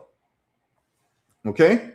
Apocalypto talks about what happened to people in South America, the Mayans and the Aztecs, right? And it showed interfighting amongst indigenous people, where they were not being good to each other. They were slaving each other, torturing each other, and what have you. And at the end, the last scene of Apocalypto, the hunted becomes the hunter. And they start chasing each other, and they both end up on a cliff, staring at each other. But then they look out into the ocean, and they see the Spanish Armada ships. They got something for all their asses. And the movie ends that way. Perfect ending. Because while you're busy fighting against yourselves, there's someone about to come enslave all of you. And the best thing you could do is unite, and the best thing that you could do is reverse engineer whatever technology that these people are coming with. But they failed to do it. The infighting was able to be exploited. This is how Cortez took over the Aztecs in a very short amount of time with a very small amount of men. Okay, so what has happened is repeat, rinse and repeat. Okay, so until we as a people deal with this separation thing that we love to get into, right? This division and this little tribalism. You not black like me, or I'm black from this country, so you ain't shit, and this and that. You hear these conversations on all sides of the water. This is not something that's limited to one group of black folks. And even within a group of black folks, you've got people who can't even get together. So even the people who talk about delineation and this and that, delineation's not new, y'all. It happened on the continent between different African groups. Oh, you're Ashanti, I'm Evet, I'm Achim, this and that, blah, blah, blah, blah, blah. I'm better than you. And the Europeans exploited that. We're doing it now in South Africa. We're seeing it done in America with this whole, but it's just tribalism. And what it is the exercising of the two limiting factors, which is the continuation of division and the continuation of not paying attention to the thing, which is technological superiority. You will always lose whenever your enemy has better technology than you. Okay? And so what we're gonna say is, woe unto he who allows his enemies to have greater technology than himself. And this is the situation we've been in for about 1,000 years. We've allowed other people to have greater technology than us. And if we're serious people, that means that the only thing that we're focused on is unity and technological superiority to solve the black box deficiency so that our plane can fly and never crash again. But we've done everything but those things. We've talked about marching, protesting, going to United Nations, even fighting. We've talked about all these things, but we have not had a movement for us to regain technological superiority. All right, Okay. brother. All right, give me a minute to give you a quick rebuttal right quick before we have the experts come on. Yes. And elaborate on why I say proper education. And all you got to do is go back to ancestors. You look at ancestor Steve Biko, he said the greatest tools in the hands of the oppressor is the minds of the oppressed. El Hajj Malik El Shabazz, Owen Wall, and Malcolm X said, you got to be a fool to allow your oppressor to educate your children. And even the Catholic, the Jesuits said, you give us your children to the age of 6 or 7, we'll have them for life. And you go back and you read the work of ancestor Dr. Amos Wilson. He said, Wilson argued that the function of education and intelligence was to solve the problems, particular to our people and nation, and to secure that people and nation's biological survival. So any philosophy of education or approach which fail to do so is inadequate, man. So I agree with everything you said, but you got to be properly educated. You can't allow others to educate your people. Absolutely. And this is exactly what we're talking about. And so what controls people's behavior the most? Really people's spiritual beliefs, right? When you look at what Elijah Muhammad did with the Nation of Islam, right? He cleaned people up, but he used this foundation of spirituality in a religious system. When we look at the Ashanti Kingdom has one thing that other kingdoms don't have in West Africa, and it's the golden stool. So the mythology of the golden stool is that it fell from the sky and it embodied the soul of the nation of the people. And so the Ashanti people are very serious about this golden stool, right? Whether it's true or not, just the belief in it is what determines behavior. Okay, so it's not whether it's true, is whether someone believes in that thing. So whether it be Jesus, Muhammad, whatever, a pink dragon in the sky, whether it's true or not, as long as you get people to believe in it, now you can capture their attention and then control behavior or get people to engage in desired behavior. Now, here's the deal. Our spiritual systems that we had developed did not have inside of it what you call an immune system reaction to when Europeans came with their guns and their muskets. for us to actually take their guns and reverse engineer their guns. Take them apart, use our blacksmiths who were smelting iron and different metals and making these bronze masks and all that. So we had blacksmiths, but taking their metallurgy work and reverse engineering these guns to actually make machine guns or howitzers in the 1700s, because if Africans would have had machine guns, we would have never been enslaved by Europeans, right? But what did we do? Here's what we did. We sold each other in exchange for guns, because we were at war with each other for so long that we wanted the upper hand with our neighbors, our neighbor black folks, and we sold each other out literally in exchange for guns. So what we did is we admitted that the guns were important, but what we also admitted was it was more important for us to sell each other for guns than it was for us to actually not sell each other, but look at the guns and deal with the reverse engineering of the guns. So we took what you call the quick way out, which is to sell each other out, which has created centuries and centuries of problems. We have not been good to each other. And we're paying the price for that right now, because we did not want to be engaged in the engineering that is necessary for any nation or any group of people to be dominant. So instead, we went to the trick bag of separation and tribalism. We exploited that in exchange for guns instead of using our minds to have technological prowess and say to ourselves, selling each other out is a sin. It is actually not even on the table. We're going to have to reverse engineer these guns. Okay? Now, if you don't have a spiritual system that addresses that, you're going to keep having these problems. So what I've done is I looked at our history and I've seen these deities. And I'm going to give you all a quick thing. So I used to have a girlfriend a long time ago, and we actually got together because she was a student. She used to study Malcolm X, and I was a big Malcolm X student as well. And so when we met, actually the first night we met, we spent the whole night talking about Malcolm X, right? This is a great sister, right? And so we started talking about religion, and she was brought up Christian. And so I'd given her my analysis of the Bible and Christianity and all of that. And at that point, she was like, oh, I never thought of this. I never thought of that. I never knew this. I never knew that. You know, I was able to show different Bible verses that were taken from Egyptian texts, you know, like the Psalms and Proverbs and all that. And so she was like, wow, I never knew all this. This is covered in Anthony Browder's book, by the way. Right. And so she looked at me and then she cried and she said, everything you're saying is right. Okay. I know it doesn't make logical sense for me to believe in a book that starts with a talking snake. Right? Okay.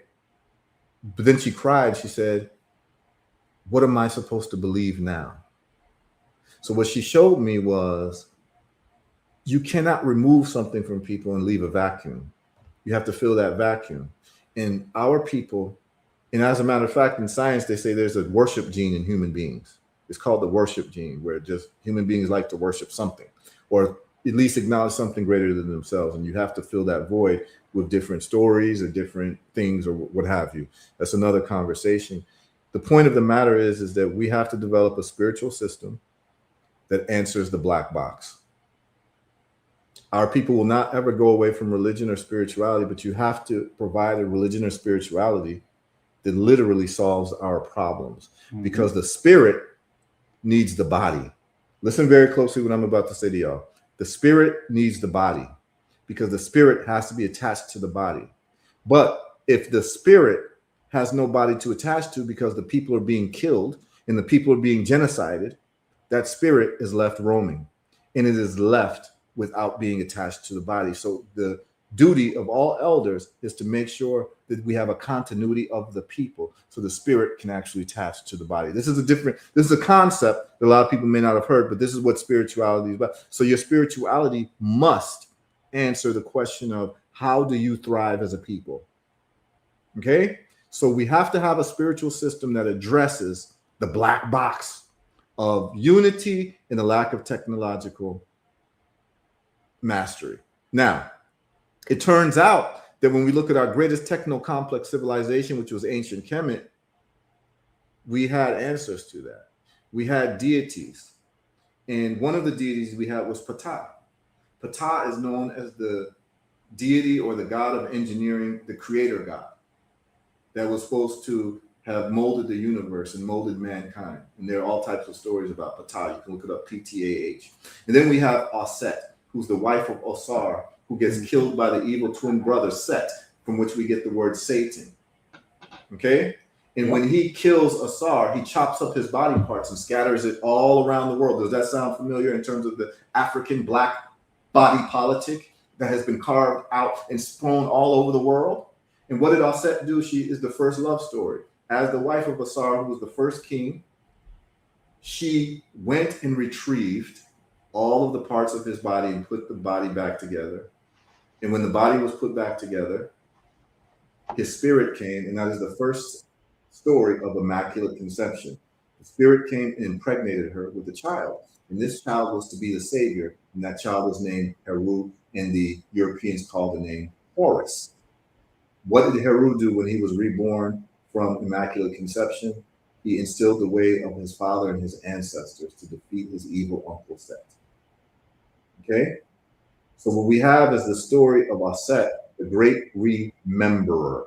She put all the members of his body back together, and she remembered in terms of memory. A lot of us have complete amnesia when it comes to our history from a global perspective. So you have to have a spirituality that addresses both technological advancement and unity. So what I've done is I've created a system called Ptah Aset. Okay?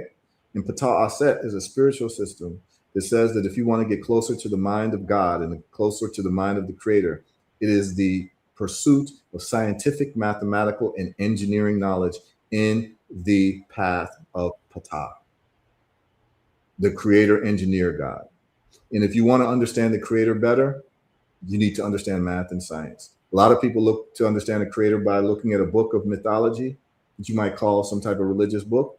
But as far as I'm concerned, if you want to understand the mind of the creator, you grab a telescope and a microscope. Okay? Science has to be part of our spiritual identity.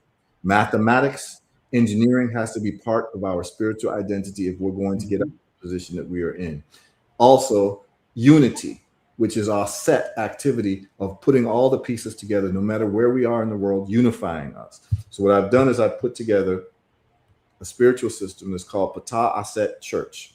And the reason why I've called it church, Brother Anthony, is that legally, if something is a church, you don't have to actually file 501c3 papers and take tax-deductible donations by just having it called a church. So it's ptahaset.church. And what do? We are engaged in engineering, math, and science as a spiritual pursuit. All education. So our factories are our churches, and our churches are our factories. And in it is engineering, teaching engineering, science, and technology as a spiritual pursuit to get closer to the mind of God. And one of the mortal sins is Black division. Lack of unity is an offense against Aset, who put all the pieces together of the body politic, the body that was strong. So now we have rules and laws about unity and technology. And so I'm going to share the website with you all, and then I'm going to have these two brothers take over. And I'm going to be calling a bigger meeting worldwide, but I'm just doing it for the show because a lot of people have been asking me about this black box, and I'm about to share this right now with you all. You all can see it. Okay. Ptahaset.church. So you see Ptah on the left, Aset on the right. Ptah is the engineer God, the creator, math, science, technology, engineering. Aset is the goddess of unity, of Black unity, who puts the pieces back together. Anything about Black division based on national origin or national location is an offense against Aset, and it is a mortal sin in our spiritual belief system. Anything where you do not take technology, science, and mathematics seriously is an offense against Ptah. Okay? So it says, discover your path to the divine creator. Through Ptah Aset, we fuse spirituality with scientific inquiry, guiding you in understanding the creator's mind through ancient wisdom and practical solutions, right? So here's what we have. Spiritual level 1, reverse engineering. All members of Patah set are going to be engaged in reverse engineering. We're going to start, and Brother Moby's on, we're going to start with cell phones, with reverse engineering smartphones. Brother Ken Eckel is on because he is a master of 3D printing. We're going to learn how to even 3D print phones, okay? Because if you cannot take apart all of the technology that the people who are oppressing you are actually putting together, you have no hopes to ever winning in any battles against them. So reverse engineering is level 1. Level 2, after you graduate, that spiritual level, you move to innovation and improvement of the technology that you have reverse engineered. Then number 3 is the mass manufacturing of that which you have innovated. Level 4 is invention. So now we've reverse engineered whatever it is, a telephone, a car, an airplane. We have learned how to put it back together and innovate on it and improve upon it. We've learned how to mass manufacture it. And then we get into invention, making something completely new. Then spiritual level number 5, unity as a precondition to resurrection and rebirth. That means that we learn each other's history worldwide, and we learn each other's languages, at least the majority of the languages. Now I have Brother Obadale Cambalone come on next week, who's a language engineer. He speaks, this is a brother who was born in America. His family is from New York, moved to North Carolina. He moved to Ghana. He speaks the Ghanaian language better than I do, and I was born in Ghana. He speaks Twi. He's a professor of linguistics. He's also he was a computer engineer, and he has a bb2me.com, in which we'll talk about. But he speaks Yoruba fluently, Wolof fluently. He speaks Kiswahili fluently, Twi fluently, and he also speaks and writes Metu Neter, which is the ancient hieroglyphs. And so he'll be doing courses, which is basically our service sessions. So you go to church every Sunday, and the pastor teaches and blah blah blah. Well, our sessions is our priests, who are our engineers. So our priests are the engineers, and the engineers are the priests, are going to be doing spiritual sessions, which is teaching mathematics, science, and engineering as a spiritual pursuit. And then when you get to spiritual level 6,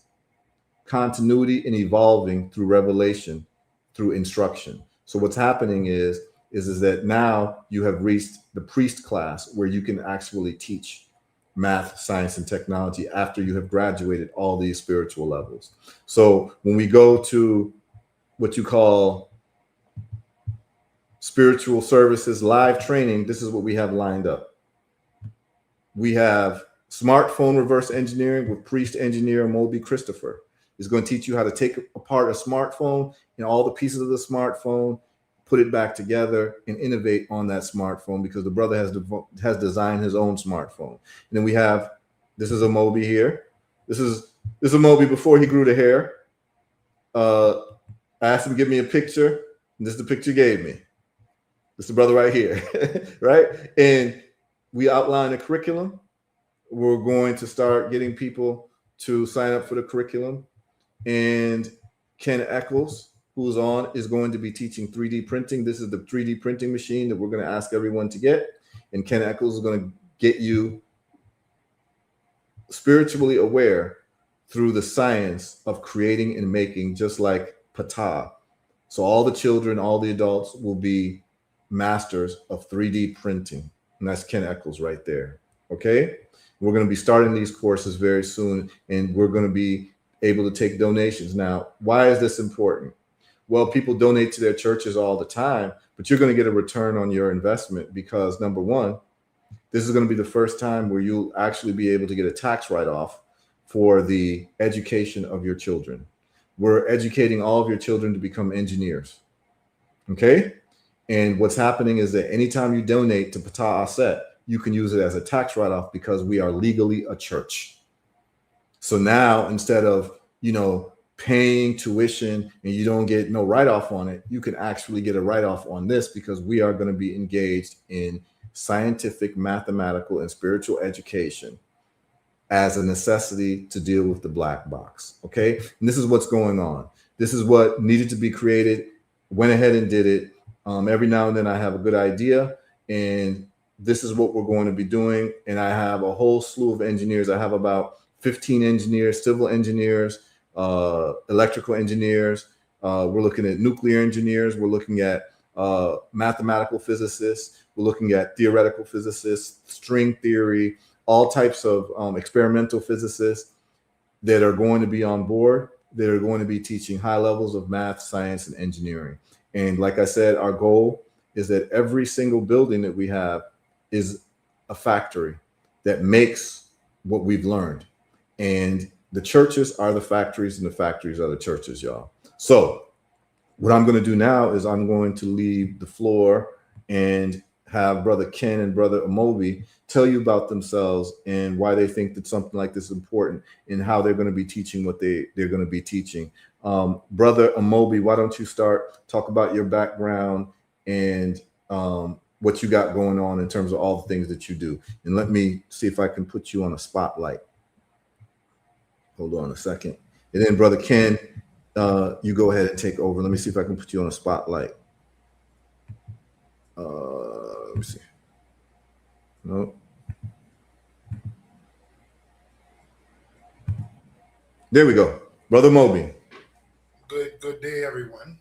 My name is Amobi Christopher.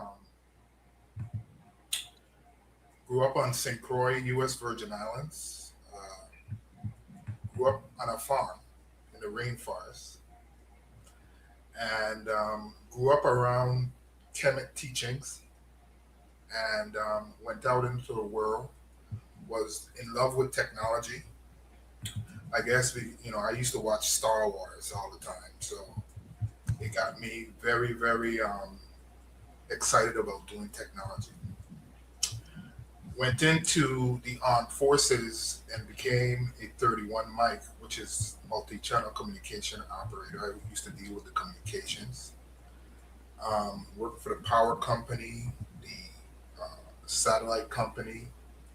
I always had this troubleshooting mindset. And just like HERU said, reverse engineering everything. So self-taught, now I am a cybersecurity engineer. For the last few years, I was a cybersecurity engineer. And I taught myself how to break down a computer from scratch, forensics on a machine. So I have a very versed background when it comes to technology. But what's happening now is I see a lot of division around the world, and it's by design, because right now artificial intelligence is open to everyone. And if we can concentrate and pay attention as a people, we can skyrocket. One other thing is about our history is right now the internals of the pyramid in Kemet are controlled by NASA. NASA has the license to control all the technology inside the pyramid. Whenever they find our technology around the world, they claim it. All this technology that we see around us came from us. And if we can open ourselves to technology and don't worship it, use it as a tool, we can get back to where we need to be as a people. And I feel, one of my biggest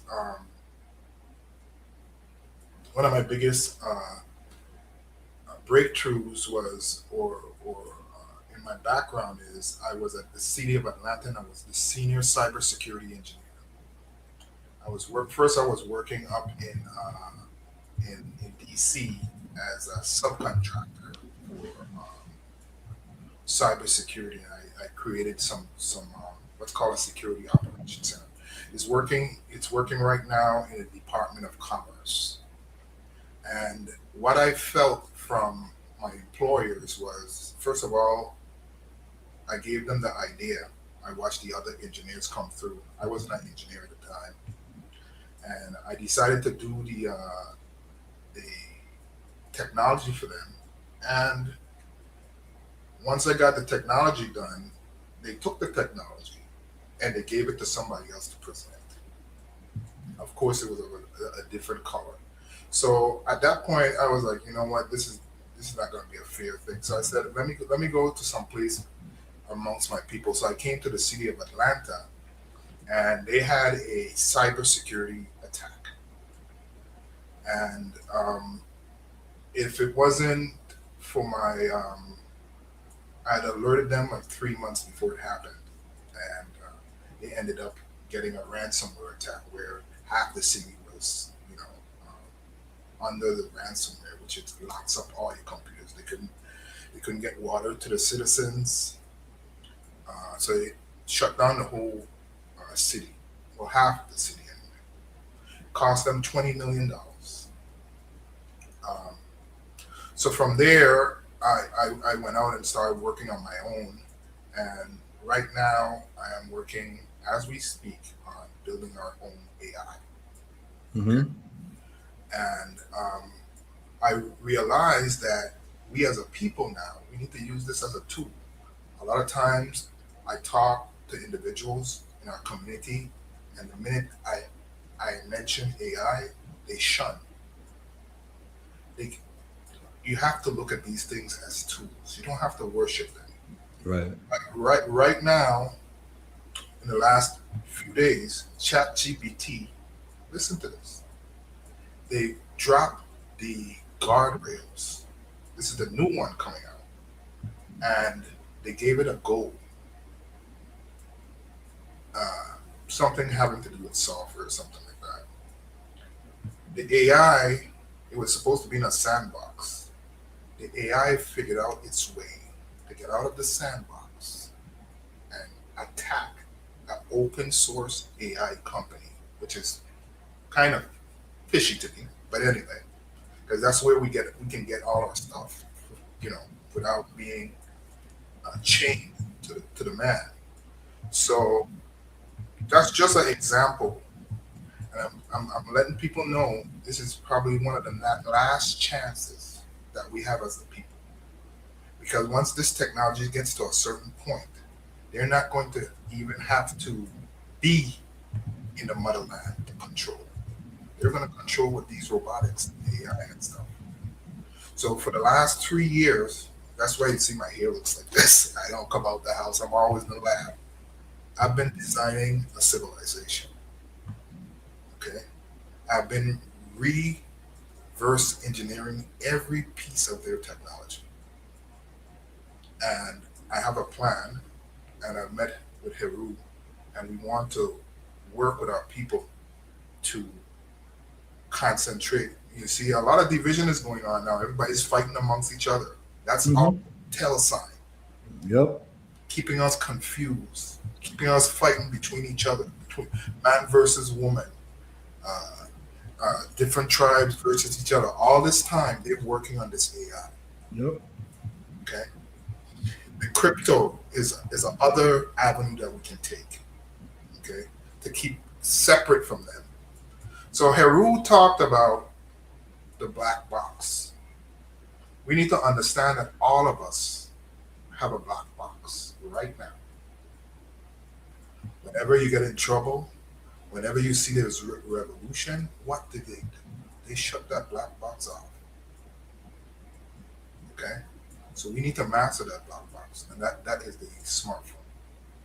Yeah, another black box, the smartphone. So what I want you to do is, well, let me just go on what you said, because I want to show people this, what's going on in China right now with the robotics. I want y'all to see this, and then we're going to continue with Omobi, and then we're going to pass the mic to Ken.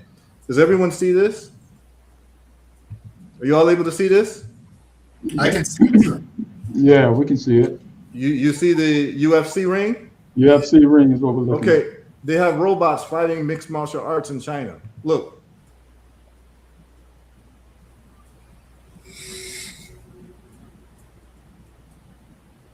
See?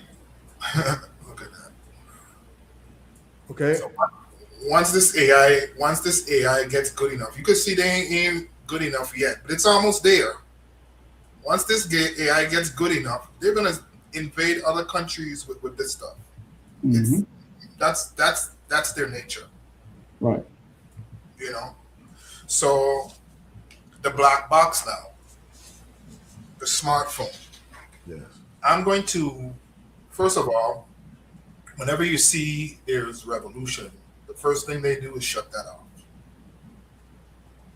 So we want to be, as a people, be able to, whenever they shut that off, we got our own stuff. Right. Communication systems. That's right. Yes, communication is the key. You know, Mhm. so other thing is I've created a cell phone. Do you want to share the images of what you created? Some of the Let things me you see. created? I didn't really create. Let me see if I can pull up a picture real quick. Yeah, if you could pull up a picture, you're able to share it. Just go to the plus button at the bottom. Okay. I have it in Chat GPT, one of the parts here. Hold on. And I know you sent me some images. Maybe I'll be able to share it. But what I want to do is I'm offering a class, you know, to reverse engineering the smartphone, so we can be able to keep ourselves safe when we're ready to do this revolution. You know, they don't have any control of anything, you know, our communication. It's like they offer the technology to us as a people or anyone around the world, but it's a form of control. That's right. You know, so every time they don't like what you're doing, Yep. Yeah, they can shut you off. Shut it off. That's right. But Shut it also, down. also, what is important is that we cannot be consumers. We Right. cannot just be relegated to being consumers. We're using these technologies and we're not learning how to actually create the technologies or take it apart. And that puts us at a huge disadvantage. Right. Now, what Amobi did was he shared with me a smartphone that he's developing, and he showed me a picture of what it looks like. So he's designed I it got so already. much. I wish I had prepared for that, because I have so much photos in here. I gotta. It's okay. What's going to happen is we're going to pass it to Ken, and then when you get the photos together, we can share what you've done, and then talk about the other things that you've created as well. So Yeah, I have some robotics. I have a robot called HERU. Also, I've developed fighter jets, boats, anything, different forms of manufacturing, and everything has to do. You see, Black people need to understand. We need to stick with nature.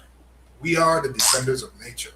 Mm-hmm. You understand? So everything I've developed has to do with keeping nature where it needs to be. Right. That's the other thing. In the future, in the next 10 years, if we don't cut the actual smog and the things that we're doing to the environment, we're not going to have an environment. Mm-hmm. You know, so everything that I develop also has to do with protecting us against destroying nature. right, sustainable development. Yeah, yes, and also I've created things where we don't have to rely on them for anything as far as rare earth metals, that kind of stuff. Because this is all the things that they use to keep people down. Right. So, And we're gonna go deeper into it, y'all, with pataset.church, and you get to know Amobi very well and the genius that he has. And what I'm in the business of doing, y'all, is I'm in the business of gathering all of our geniuses together, so that we centralize into a solution for our people. So the next person I want to introduce you, and there's more conversation that we can have, but the next person that I want to introduce you all to is Ken Eccles, right? And Ken, my good brother Ken. So I'm going to take the comment off so y'all can see Ken's face. There we go. So Ken, can you introduce yourself, talk about your background, what you bring into the table? All right, greetings everyone. I'm Kenneth Eccles. I'm an electrical engineer with a minor in mathematics. I attended an HBCU in Houston, Prairie View A&M University.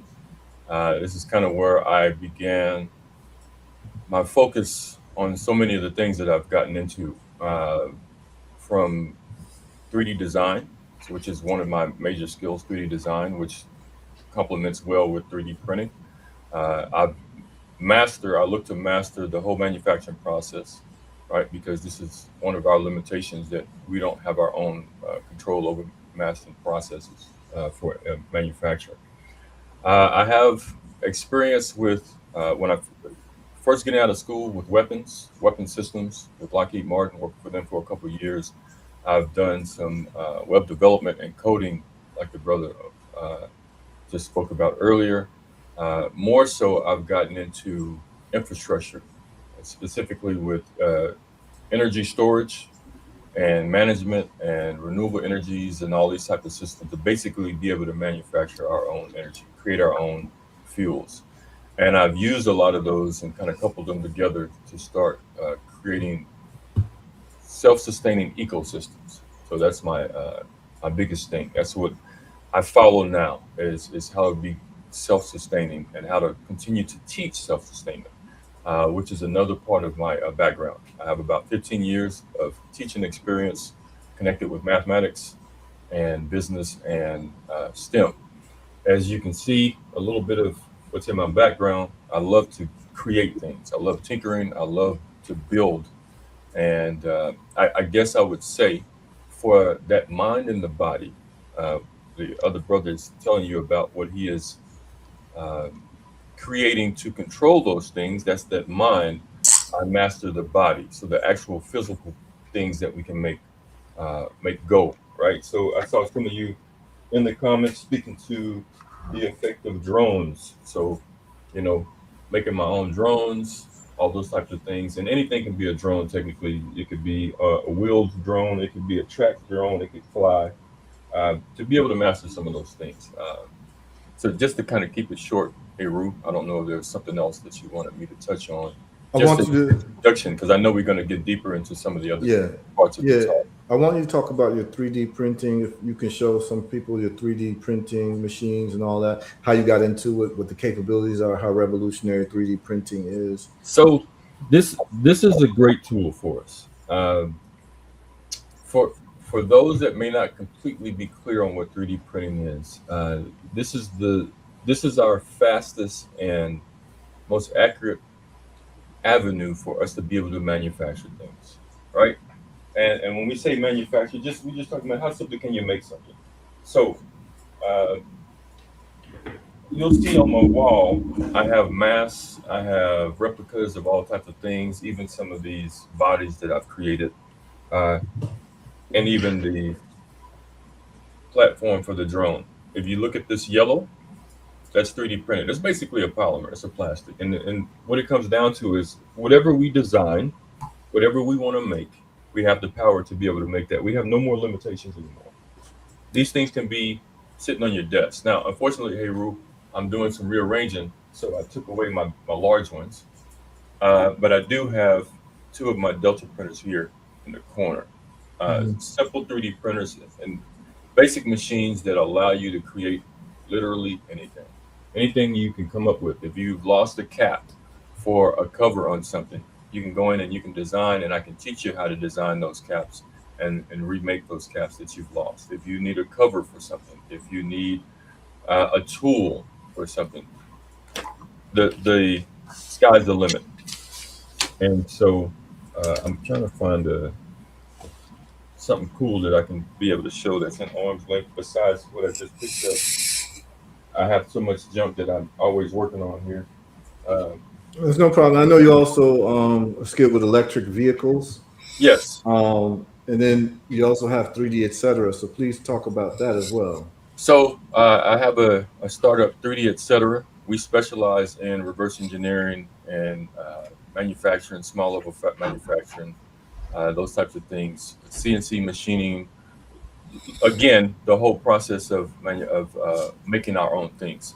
So we've had a big wall up when it comes to patents and creation and everything else. They've blocked us out of this, and so some of the things that I've learned is to be able to maneuver through those processes. How can we make our own? and this is what we emphasize the most. And this is what I will be focusing on teaching the most. How do we design and make our own?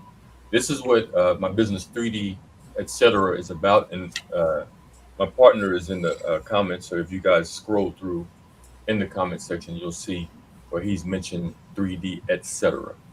And we have a website up where you guys can see that and kind of chew on some of the information that we have there. Some of the big projects that we're looking at and where 3D printing can take us. So you saw me show you some small items, right? We can print in all types of materials. We can do plastics. We can even get into ceramics and concrete. Some of you may be aware that people are now 3D printing concrete homes. This is a direction that we really want to emphasize that we get into for us to be able to manufacture our own better quality homes, right? Self-sustaining, and to break away from some of these systems that they have, like everything is wood-based framing, like here in the Americas, and to get away from that because it's an inferior product. So this is just some of the direction we're going. Again, we'll talk more in detail. I know, HERU, but just not to consume it. I know we have a lot of direction that we need to go. Yeah. Hey, brother Ken, they're doing some of that on the somewhere on the continent, the concrete homes. Absolutely, it's actually some of everywhere, and it's not brand new. Right. And even it's not a new idea. It's just the delivery that's different, right? So we've been building in and with concrete forever. If we talk about cinder blocks and the other materials that we use to build some of these homes, it's the same materials. What changes it is how we deliver it. So instead of us laboring over it physically, right, we build a machine that can accurately lay down these beads of walls of concrete to create very intricate, streamlined designs, right? And efficient, quick, save you money, save you time, save you materials, all types of things. And I'll actually share some examples with HERU so he can share that with the audience as well. You can share your screen. You can do that. Just hit the plus. I'm kind of like the brother of Moby, man. I wasn't. Okay. I didn't have my things. I'll try to do it now, Ken. Hold on. on. Right. Okay. And then also, I'd like you to show your prosthetic hand that you developed. Okay. Do you have that there? Yeah, I'm sorry, HERU. I got to think about it. I have it boxed up from traveling. Okay. So I got to remember. If we have images online, I can share images as well. Yeah. Yeah. So why don't we start with some of the images whenever you can find them? Let's do this because I want to show it live. Once we break off, I'll pause to go grab it, and then okay. I'll bring it back. Perfect. I would prefer to show it live instead of. Absolutely. And Amobi has sent me some of his images, and I'm going to share those with the people as well to just show you all what these brothers are doing. Here's the bottom line. The bottom line is this: is that we have brilliant people amongst our people. What we're doing now is we're unifying. You see the brother Ken. Where are you from, Ken? Texas. Ken is from Texas. Amobi's from the Caribbean. I'm from Africa. We've all united. Brother Anthony is in Alabama. Brett Pill, St. Croix, New York, Atlanta. We've all united to bring you all these solutions. Because what we're doing is we're taking the best of who we are and we are centralizing to solve the black box problem. And this is what we have to do. This is what we must do. And this is what we're going to do. And this is what we're doing because we have all these black engineers, but they're working to develop other people's empires.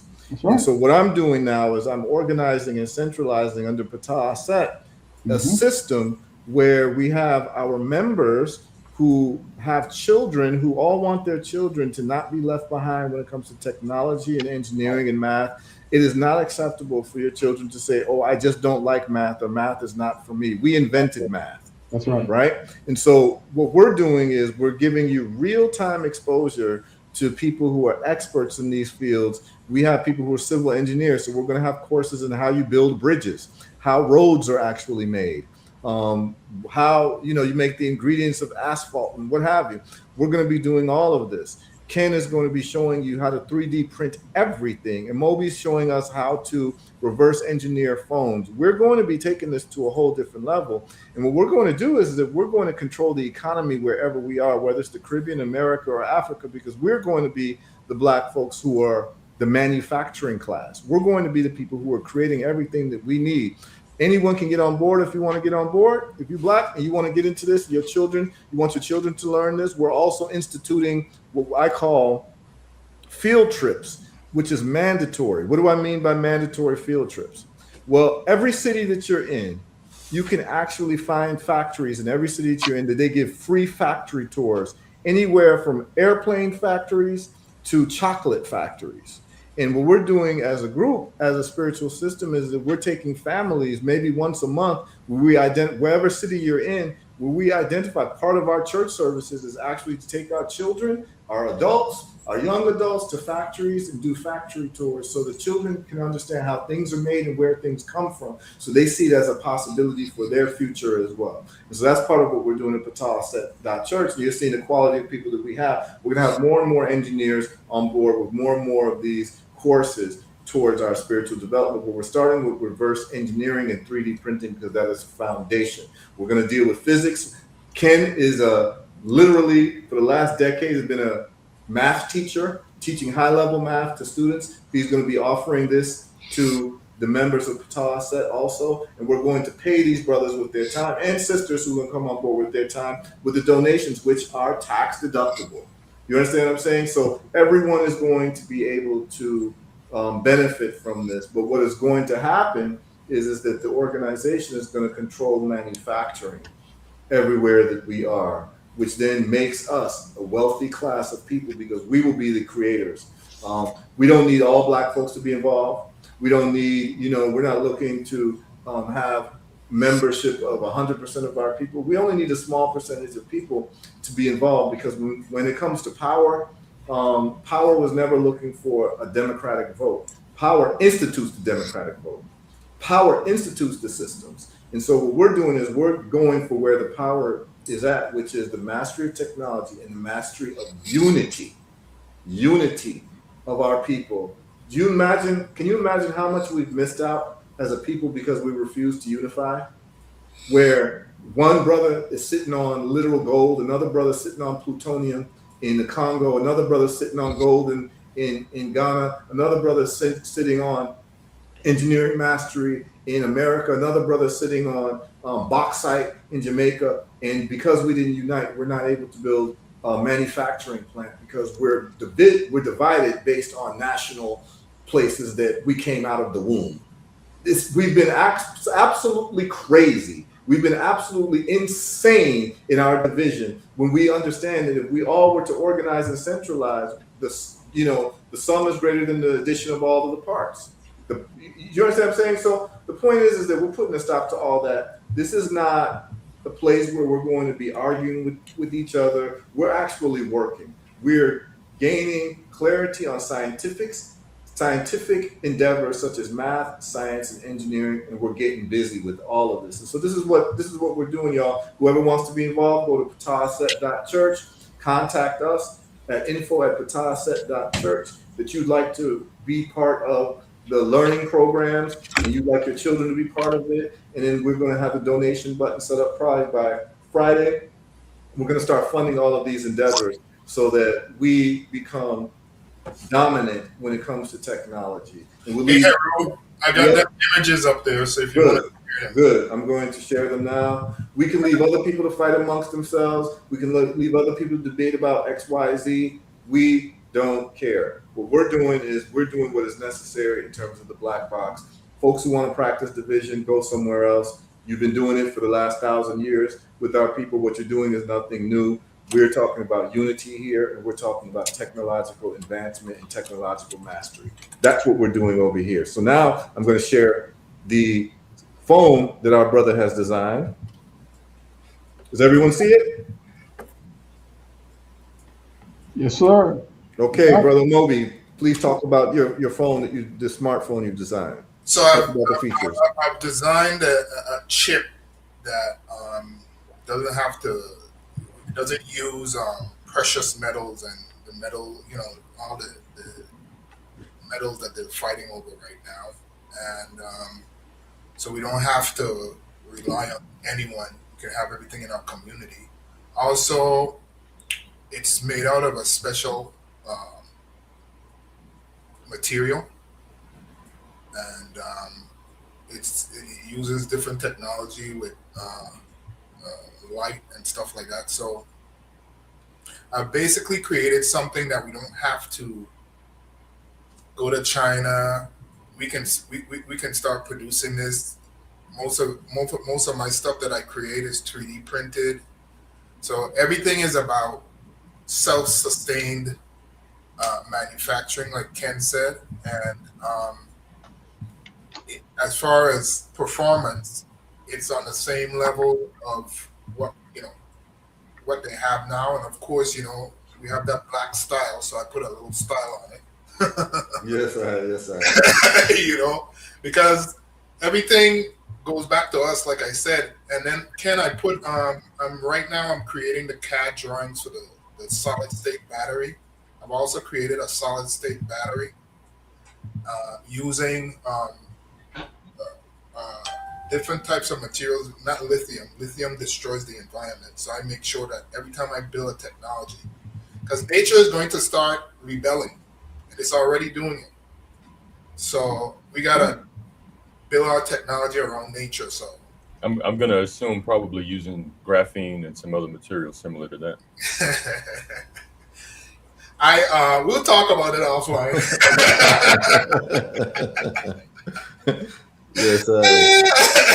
What's this next one here? That's the solid state battery. Everybody's always talking about that. Mm-hmm. Oh, but please let people know your company's name is Vortech. So that's why you have the label Vortech. Vortech Technologies.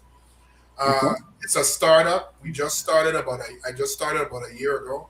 And what I'm doing is, like, every day I have the AI pulling technology papers off the internet, pulling patents. I'm not going to be using their patent system. That's a way for them to steal our stuff. So I have a whole chain of gathering information, because me personally, what I needed was the information, and then I could use the AI as a tool to fill in the gaps.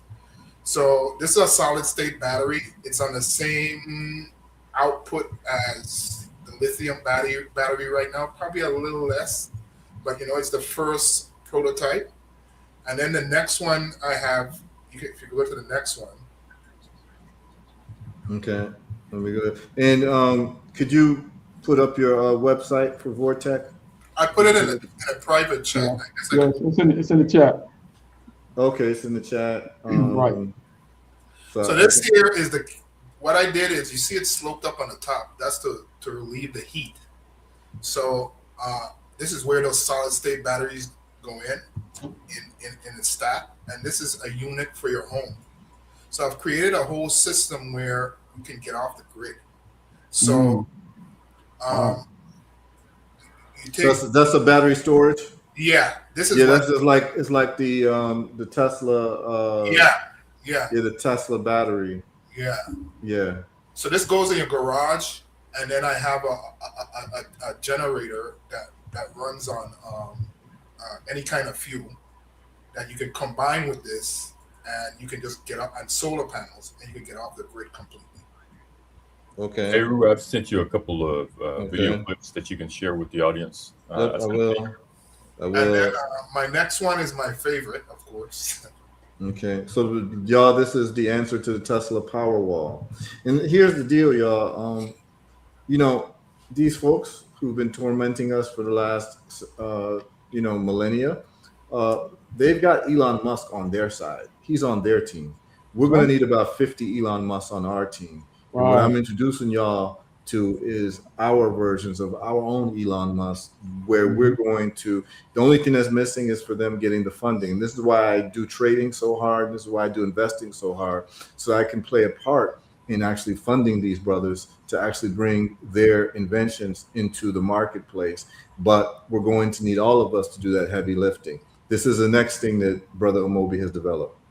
And this is, this is I have another one I developed, but this is one I kind of pull parts off. You see, I pull up parts off the shelf and put it together.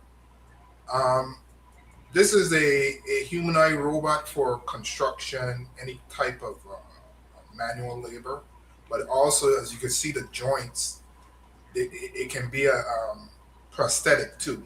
So each joint, that's why I made the joints like that. So if you have a missing torso part of a part of your limb, you can take this and merge it with yourself so you can have, so it's prosthetic plus robotics. I always try to do things where it's helping, not just, I believe in balance. So not just technology, but thinking about the human factor.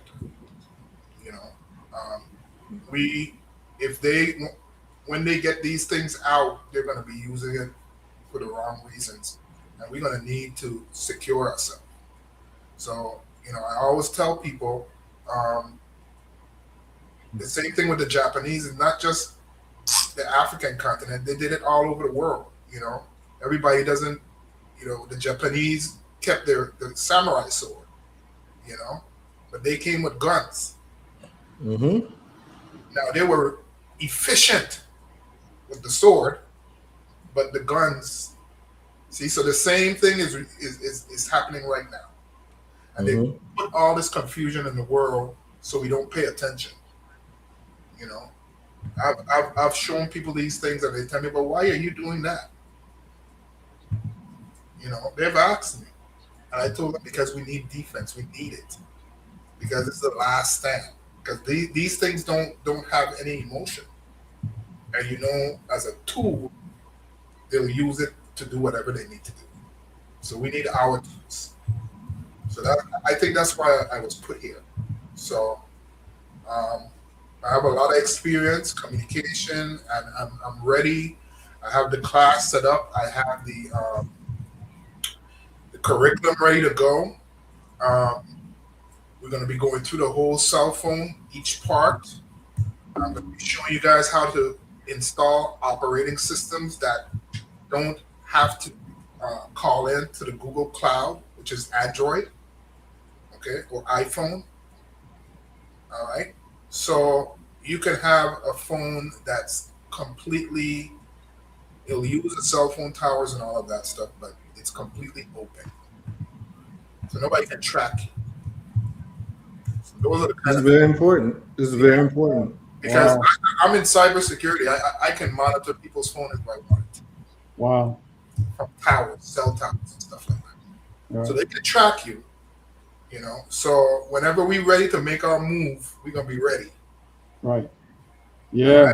That's big ups, man. Big ups. Brother Ken, Brother Moby, I want to say asante for your kazi to the African community, my man. So we look forward with the timeline on some of the products becoming available to consumers like us. Okay, so the robotics, if I could get the financing, I could do that between 6 months to a year.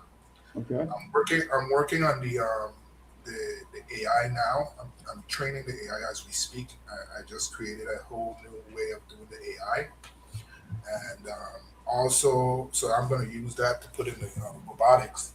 And then I just finished the CAD drawings. I trained the AI to do the CAD drawings, where you could just take a picture and give it to the AI, and it'll do the CAD drawings for you. So that's what I've been working on for the last couple of weeks. So financing is my thing. I move quickly and I don't sleep. So, I sleep probably 4 hours a day. It's like I'm haunted by this stuff. Right. So this is why we put this up under a church. Mm-hmm. There's legal reasons and there's logistical reasons. Right. The wealthiest institutions in the Black communities worldwide are the churches. Right. Okay? And what we're going to do is we're going to take church money to actually develop ourselves scientifically as a pursuit to get closer to the mind of the creator. But what's going to happen is that money is going to be used to invest in people like Amobi, people like Ken, and we're going to create a whole different world for ourselves through faith, right? We're going to use faith-based initiatives to get our children to become engineers, because the whole thing is that the engineering is the emulation of Ptah. We're going to use a faith-based approach to look at unity as a principle of spirituality, which is the remembering and the putting together of our body. So on a social level, we're promoting intermarriages. So when kingdoms had problems, guess what they did in the past? They would intermarry. So we're promoting intermarriages between different black folks from different nations, because it's hard for you to be a Jamaican and to hate a Trinidadian if your mother's from Trinidad. Right. It's hard to be, someone from Mississippi and hate somebody from Ghana if your, father is from Ghana. So the way that you traditionally get rid of separation and division is to blend families together. So this is something that we're actually promoting socially as a Ptah Asset activity, learning each other's languages, learning each other's histories, because what people don't realize is on the continent, we've been given a colonial history. So we know more about British history and French history than we know about African history. The people of Nigeria know more about British history than they know about Nigerian history. They know more about British history than they know about Ghanaian history. They know more about British history than they know more about Black American history. And that's why we're so disjointed. And in America, you don't learn much about Africa. So now we've got all these little stereotypical ideas about each other, and it's not a history that we have put together. This is not history that John Henry Clark has put together that you're learning, or what Joseph Ben Yakinen has put together. These are our real historians, and we're missing out on that. And so because of that, we have a misunderstanding of each other that has been given to us through marketing by our tormentors to keep us further divided. So what we're going to do is we're changing all of that through Ptah Asset. Now, Ken has some things that he shared that I want to share with you all as well. So this is what we've got with Ken. Ken, you can just explain what this is? Absolutely. Right here. All right. So this first thing is when we talk about self-sustainability, this is a electric atmospheric water generator on a small scale, right? And I was doing some experiments. So some of you brothers and sisters may be aware of a brother named Moses West. He's also doing a phenomenal job in this industry. He has a device where he creates water, and then it's like to keep it simple, it's like a humidifier, but we're running it through some purification processes and everything. So basically, we're pulling moisture out of the air to be able to be consumed. Now, what you're seeing right here is me accidentally figuring out how to make a small freezer, and this is only running off of 12 volts at a small amount of current. And so what that basically says is, hey, we can be able to make our own small refrigerators as well as the water generators ourselves, and be self-sustainable and be off the grid and all these types of things like that. So this is one of the experiments that I was doing in my workshop. So this is generating water from the air, condensation from the air. That's pulling water, and it was, so the differential was so great that it was actually freezing it on the surface of that metal cone.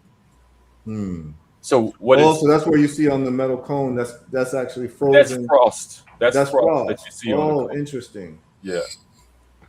Okay. Yeah. And so then what happens is when it melts, it drips down, and you get water directly from the air, right, into a system. So I think this was happening during the wintertime when I was actually experimenting with this, just to see the changes in atmosphere and the humidity level and the temperature and how it all plays a part outside. And so with the right containment, because there's nothing contained around this particular deal, it's just out in the open. So imagine, and so it's inefficient. So imagine when we get to the point where we do better studies, where I can make it more efficient and I can do some other things to it. We basically have our own sources of water that we can create in very arid places like the desert. So imagine being out in the desert, having a small device with you, where we're so concerned about running out of water, we never do. We just pull it out of the air and we have water to consume on our travels. Okay. And you'll also be able to do a course on this as well, right? Correct. Yep. So we're going to also be teaching members of Ptah Asset how you can make water from the air, step by step. Okay. If your children are interested, just go to pataset.church. And you're interested in as an adult, because we should all be learning this. Your children should not know this, and you don't know this. So this is family friendly. This is basically, we're going to have weekly or 2 times a week, just like you have church services on Wednesday and Sunday. We're going to pick the days that work. And our church services are actually instructional engineering, mathematics, and science services, because what we've done is we have equated scientific, mathematic, and engineering inquiry and mastery to spiritual pursuits, right? Because we're trying to get closer to the mind of the creator and how we can learn to make water from the air. The creator has already put that for us. It's just for us to learn how to harness all of these things that the creator has already made available to us. And the way that you find about the mind of the creator is through mastery of science and mathematics and technology. That's just what it is, and that's what we're doing. I'm going to move to the second video, Ken. All right. Let me stop sharing this, and we're going to move to the second video what Ken is working on. I like that, man. That's wonderful. Thank you, brother. All right, so we've got this. All right, and I'm going to share this screen with y'all. So Moby, you know, with that solid state battery, brother, you know, imagine coupling that together with a single panel, a single solar panel, or well, you know, I got something called the solar cassette that add 10% to any solar panel. Okay. An extra 5 years to the. But you know, when I show people that, they tell me, "Oh, they'll come at you because they want to, you know, replace them every 5 years." I said, "Well, this one gonna last 10 years." All right. So what we have here, when we talked about reverse engineering, so this is one of my RC car bodies that I had, and so when we talked about products that are out of date or they no longer manufactured, I have the power to 3D scan. So 3D scanning is like taking a 3-dimensional picture of whatever that product is for the purpose of being able to reproduce it. So I know it's a short clip, but this is the original body. What you saw on the screen in blue was the result of me taking that 3-dimensional picture all the way around the body, inside and out. And now you basically can create a 3D library, if you will, that we can pull from now and say, hey, HERU, we need a couple more of those bodies to manufacture. Now we can just run those through the 3D printer and boom, we're manufacturing these all over again. Okay, so this means anything. It means anything with literally anything. No matter how small, no matter how big, anything. Can be scanned and 3D printed. And I have a lot of, you know, remember I talked about the brake systems? Yeah. Yes. Brake pads. Yeah, we're going to be able to do that as well with this system that Ken has. And so what we're doing is we're making things really efficient and seeing how we can literally take over manufacturing, which is what people are going to have to do if you're going to be a powerful people. There's no shortcuts to this thing, y'all. There is no chanting, songs, raps you're going to do. There are no marches you're going to do to replace the science of how people become powerful. And the way that people become powerful is through scientific and mathematical and engineering mastery in manufacturing and making every single thing that your people need. Then you become a non-dependent people. The formula is the formula. There's no way around it. Anything that ignores that formula, you're literally wasting time. Right? So we know what we have to do. And up until now, we've been doing everything else but the thing. Everything else we're focused on. This is why we get into arguments that our grandparents used to have. We've been having 50, 60, 70 years of debates. But guess what you don't have to debate? You don't have to debate math and science because the numbers are the numbers. Okay? So I'm tired. I'm not into debating with anybody about anything. Show me your math, show me your engineering, show me your science. Show me that you can draw water from the air. And then we can have a conversation. Show me, show me that you can make a smartphone. Then we can have a conversation. Show me that you can actually back up what you're saying with real world kinetic information and kinetic knowledge. Show me that you can take $100 and turn it into $1 million. Show me that you'll be able to do those things, because right now, our children and our children's children and not yet born do not have time for the games we've been playing. They don't have time for the games that we've been playing with each other. The division games and the lack of focusing on technology and math. Okay? There's no other way that a people become powerful. We've been ignoring it on the continent. We've been ignoring it in the Caribbean. We've been ignoring it in America. We've been ignoring it. That we think that we can be powerful and that we should be in the Security Council of the United Nations when we don't have any nuclear, we don't have any ways to combat basic people. I mean, look at all the black nations in the world. Every single black nation in the world could be overtaken right now by World War II Nazi Germany equipment, wartime equipment. And we're in 2026, and that's the reality of the situation. I don't care where you are in the world, and that's not a good place to be. And it's because we focus on everything but the thing. We want to, we focus on athletics, music, parties, this, that, male, female, problems, and all of these things is because we're in chaos. Because the things that we should be focusing on that brings us any type of stability and power as a people, we've ignored that. We focused on, it's almost like we purposefully don't want to be powerful. We cleave on to everything that divides us, whether it be religion, place of birth, this and that, when we're supposed to actually be, we should be the most unified people on earth based on our history. Based on our collective history, we should be the most unified people on earth. Recognize, wait, this brother looks like me. He's getting the same type of treatment. Why can't we unite against this slave master, this global slave master, and be able to free ourselves up?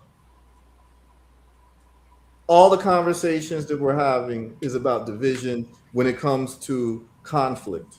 All the conversations that we're having is about anything but technological superiority. And that's over, y'all. It's over. So we have a water purification system. Ken will be able to teach that. We're going to move on to the third thing that Ken wants to share with you all. And it goes on. And this is only public because I'm just introducing this. Moving forward, in terms of the courses and the classes, this is all going to be private as part of the church. And a whole lot more big ideas will be private that exactly. we don't want to speak about right now. Exactly. We're not giving up everything, but we're giving you all something to wet your beak to understand that we're very serious about this thing. And this is when the adults enter the room.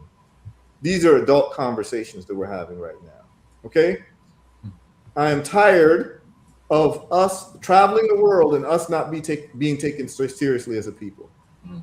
There was a time when the Chinese were not taken seriously when I was growing up, and you see a Chinese kid and you say ching chong ching and all of that. That ain't happening no more. That ain't happening no more. Enough respect to the Chinese for understanding what needs to be done to be taken seriously as a people. Here we go. Ken Eccles with the prosthetic. All right, so this is my favorite thing here, man. Being able to bring normality back to people's lives who've been affected by whatever means they've been affected to. This is an example of a prosthetic that can be printed. Simple, very simple articulation for someone that maybe has been amputated from the wrist on down, but still have some movement somewhere.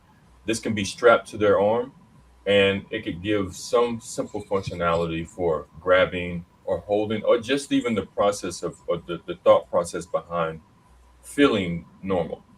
Having this. Let's be clear, Ken. You did this yourself, right? I didn't do the complete design myself, right? But I have other designs that I've done, but I've altered some of these things to be able to be used a little different, right? So no, I'm saying this is the thing that you created this. But I actually made this, yes. Yes. I did this from the ground, from scratch, yeah. So right. you see different types of materials that I've used and different. You use some design templates and then you actually improved upon it. So you reverse engineered it. But what you have in your hand is something that you created from your own lab. This was made in my office with my 3D printing and everything else, and the nylon lines, and then even for what we can do to basically improve upon this, right? I did this. What's important, people, is I did this in my house. With your 3D printer? With my 3D printer and some basic materials. So that means that we have the ability to free ourselves on so many different levels, so many different layers, that we don't have any holes on us anymore besides the one that we put for ourselves. So that's the big takeaway. You know, when we can master these things on a level that I've done, felt self-funded, just like the brother Amobi, imagine what we can do when we have generations and a collaboration behind us, and what we can do for our people. That's it, y'all. Look, you go to pataset.church, you go to info, email us and say that you are interested. And then once we have the courses available, we're going to let you know the schedule and all of that. But there is no, like, among serious people, this opportunity to learn all this information, there is no reason why you shouldn't have your children yourself involved in this.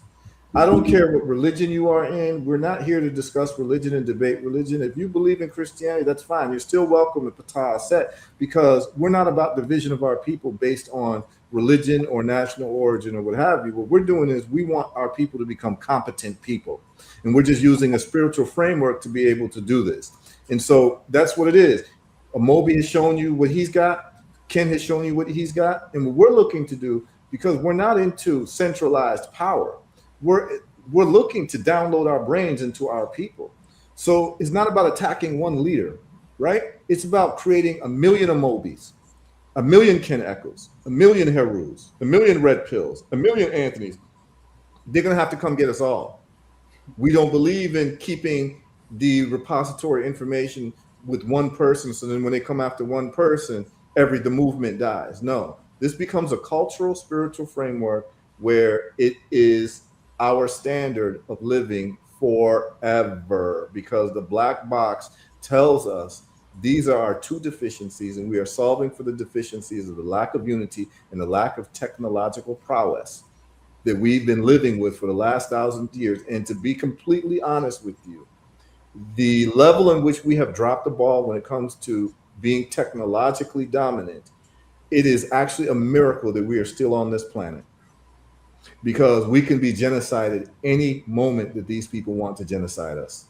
That's just the reality, y'all. That's just the reality. Whether you like it, you don't like it. If these white supremacists decide that they want to use their military power to kill all of us, they can do it. And so when we decide that we want to be able to defend ourselves, the bottom line is you can talk all the slick talk you want to talk, but what answer do you have when your enemy's got drones flying over your house? If you can't stop that, your conversation is a non-starter. Okay, so this is where we're at, and this is what we're dealing with as a people. We're using this approach for health technology, for transportation technology, communications technology, manufacturing technology, and we're going to solve our problems, and that's just what it is. Okay, those who like it, we're here for you. Those who don't like it, go to your other channels and go argue with each other. That's where we're at. Red Pill, do you have any commentary?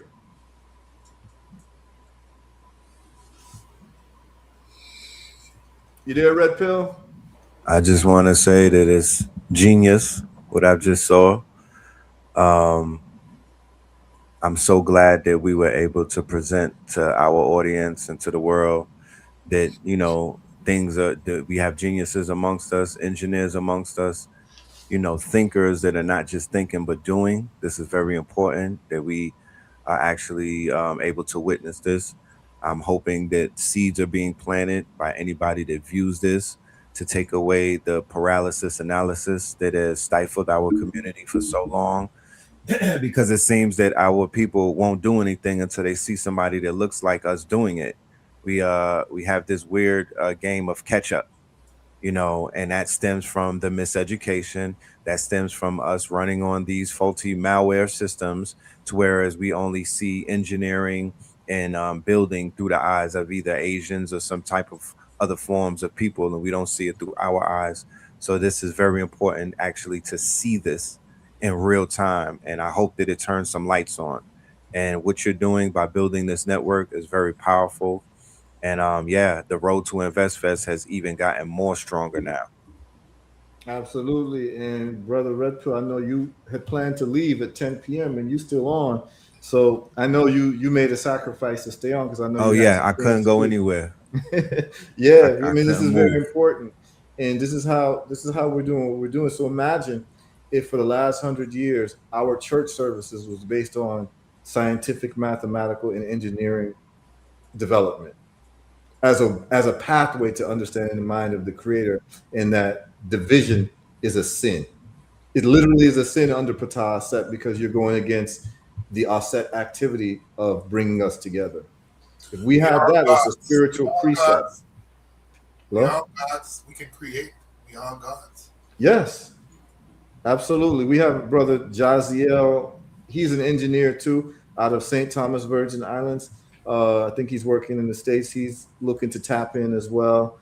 But Jaziel, it says your device is not connected. So if you're calling in, feel free to call in again. We'll put you on. So here's where I'm at, ladies and gentlemen. The people who I am most interested in talking to is engineers. Engineers, I keep close to me because the engineers make the world go round. Have you hugged an engineer today? Have you befriended an engineer today? Hey, Rue, we need a lot of hugs, brother. We need a lot of hugs. Yeah, man. You understand? Like, really, if I'm running a country, I'm having holidays for engineers. I'm having engineers be on all of the billboards on every block because the engineers are the ones who are going to save you from not having electricity, not having running water, save you from flooding, save you from. I mean, it's so serious that in the military they have the Army Corps of Engineers. Right, right. You understand what I'm saying? They're the ones who are dealing with the technology and the preparation of the land for the military. Engineers are necessary. Engineers are what make the world go round, literally. And if you don't understand this, here's the deal. Black people, we need satellites. We need satellites in space. We need a space program. Yeah. Okay, like don't worry, we're gonna get into this. I'm not trying to get on a soapbox, but I'm just trying to tell you that you should be very uncomfortable to see other people progressing technologically while we're not.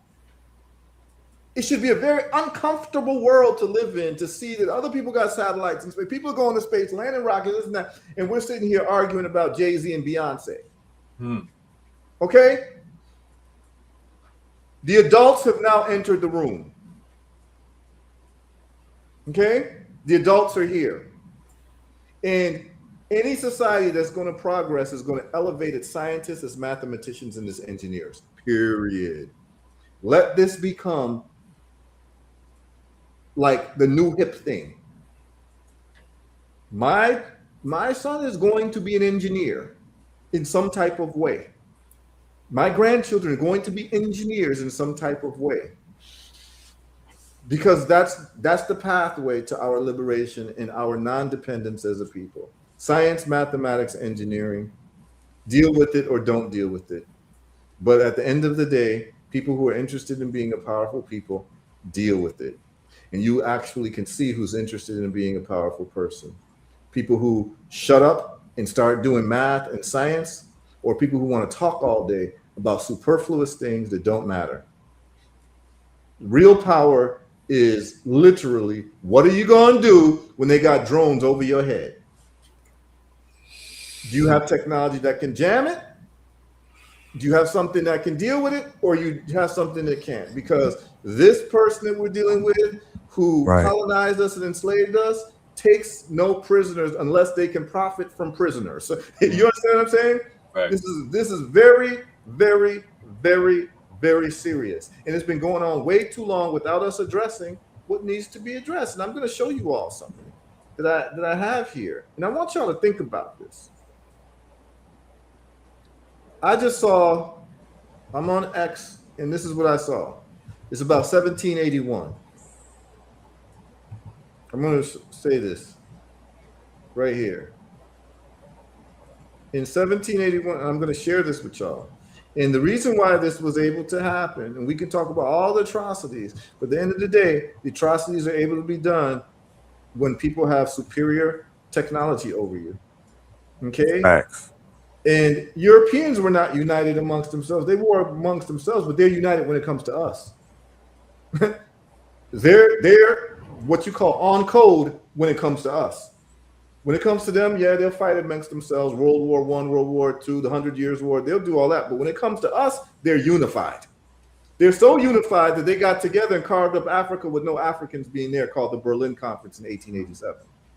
That's why today I call myself a Ghanaian. But at the end of the day, if a white man decided to make Nigeria farther west, I would be a Nigerian. That's just so arguing about, oh, Ghanaian versus Nigerian. Oh, Ghana is better than Nigeria. Nigeria, it's actually a joke. Yeah. Because literally, if European men wanted to make the border of Nigeria farther west, I would be a Nigerian today. That's just the reality. So check this out. You all see this? It says right here, in 1781, are y'all able to see this? Yeah. Yeah, we can see it, bro. In 1781, over 130 enslaved Africans were thrown overboard from the British slave ship Zong. Why? So the slave traders could claim insurance money for their deaths. Okay, now this is what I want you to look at. See this black person being thrown over and this black person thrown over? They were most likely from different tribes, right? Fighting against themselves when they're in the same goddamn problem.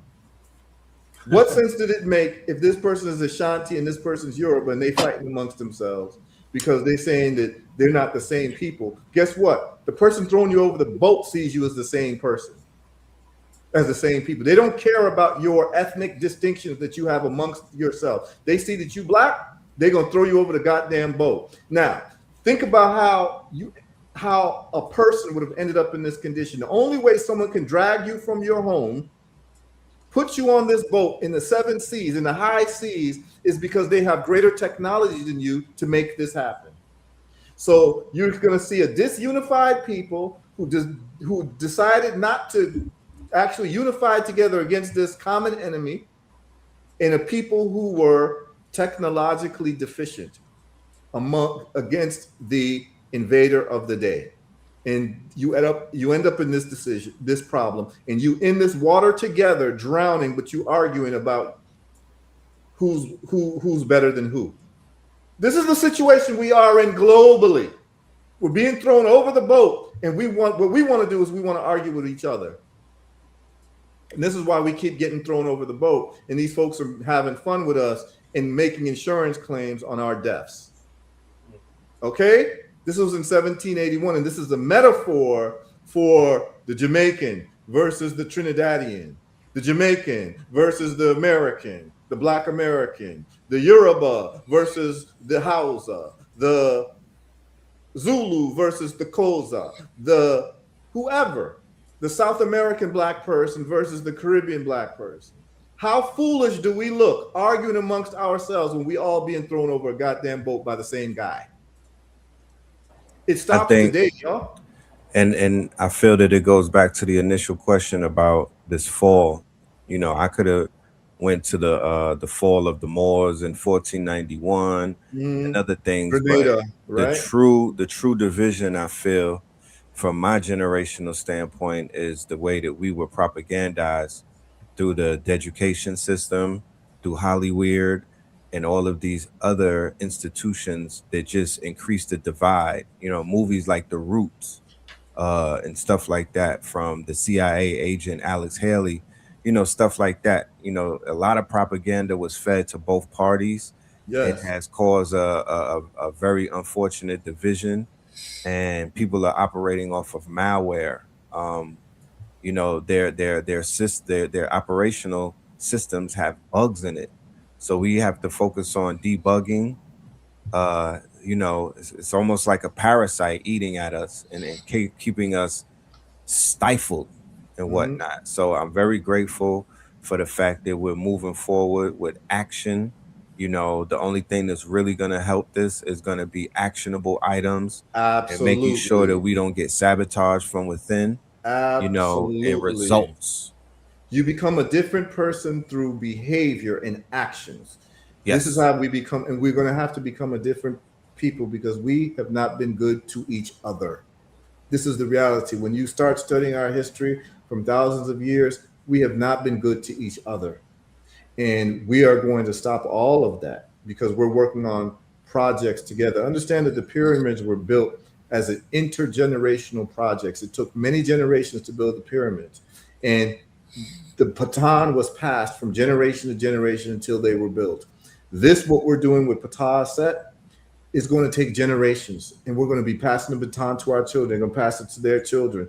It is a change in who we are based on our behavior and our activity, as Red Pill has said. This is what changes us. And if you look at the metaphor of what we have in terms of the screen right now, we've got brothers from America, brothers from the Caribbean, brothers from Africa, working together and not talking about who did what to who don't like who, and this and that. We ain't having that conversation. We're moving towards technological advancement in unity. That is what the brotherhood and the sisterhood is based upon. And it's about us not being thrown over the boat one by one by a common enemy. Because what we're doing is, traditionally, it's very easy for us to grab the low-hanging fruit of fighting horizontally. No, we're going to be fighting vertically. That's how we're doing. We're not fighting horizontally. We're not doing any of that because the person who puts us in jail, the person who bombs our neighborhoods, the person who injects us with biological agents is not us. And if it is us, it's at the behest of the bigger power who's had technological superiority over us for way too long. And so we're about to have a competition, y'all. We're competing now. We have to be a competitive people. The Chinese recognized it. The Japanese recognized it. The Japanese had 2 nuclear bombs dropped on them. And their response was, we're going to reverse engineering everything electronic. And we're going to improve upon it. And that's why you have Japan as the economy that it is right now. And I'm going to end with this. At the end of the day, Red Pill, Ken, Amobi, part of the disjointness that we have as a people, and I'm going to say this right now, and this allergy that Black people in different parts of the world have to Africa, right? I'm not African. You Black like me. You got nappy hair like me, but you're not African, right? What they're really saying is, I don't want to be associated with Africa because we believe and we've been taught that Africa is the losing team. That's really what it's about. You can talk about all the mental gymnastics about delineation and this and that, and we're separating ourselves, and I'm not African, I'm always from this part, and but then when you take your DNA test, it says you're 80% Nigerian. You know what I'm saying? But that's okay. And then they'll say, oh, those DNA tests ain't real, that's white man's, you know, I've heard all of the mental gymnastics, but here's the real situation.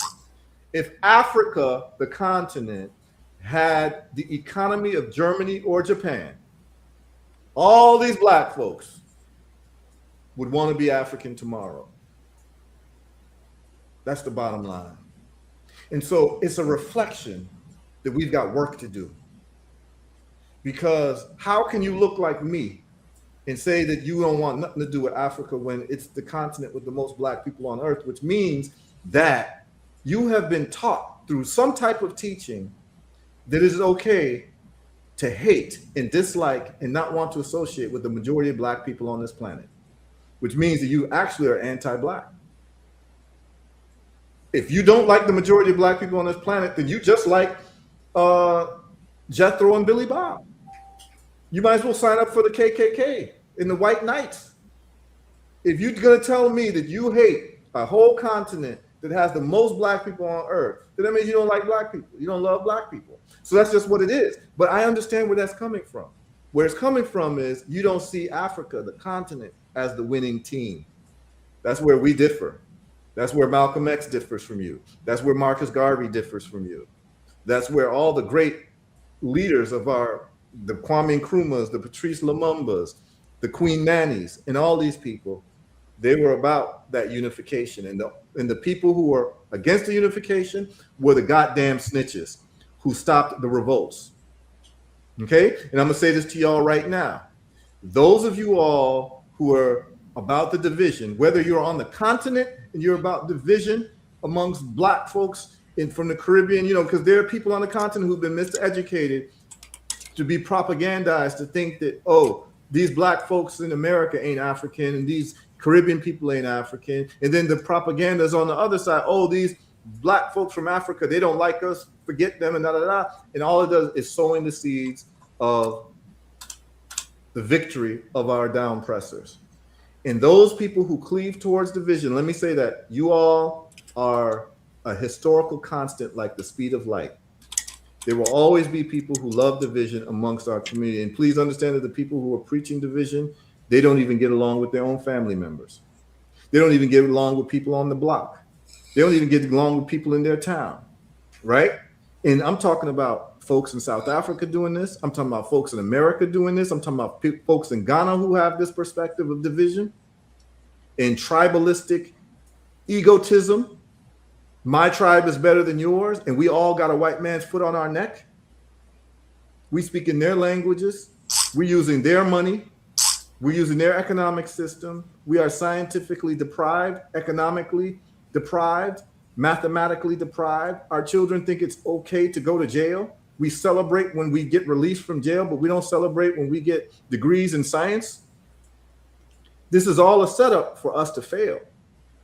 And please understand this, and I'm putting all the people on notice, is that the people who are full of division, these are the people who divided against Nat Turner when Nat Turner was trying to unify everyone on all the different plantations. There was few people who snitched and went to the slave master and said, Nat Turner's doing this. He gets captured and he gets hung and tortured. Same thing with Denmark. These are the dividers in our community. You play a historical role. You all are the cockroaches of our history. Okay?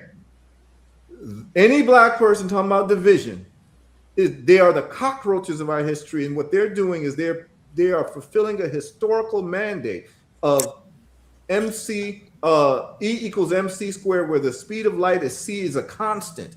We're always constantly going to have people preaching division because that's how we ended up in this situation that we're in right now. Okay? And what we're telling you all is that it ain't working. It ain't working. Nobody cares about what you think you want to call yourself. It's about what other people call you and what they treat you as.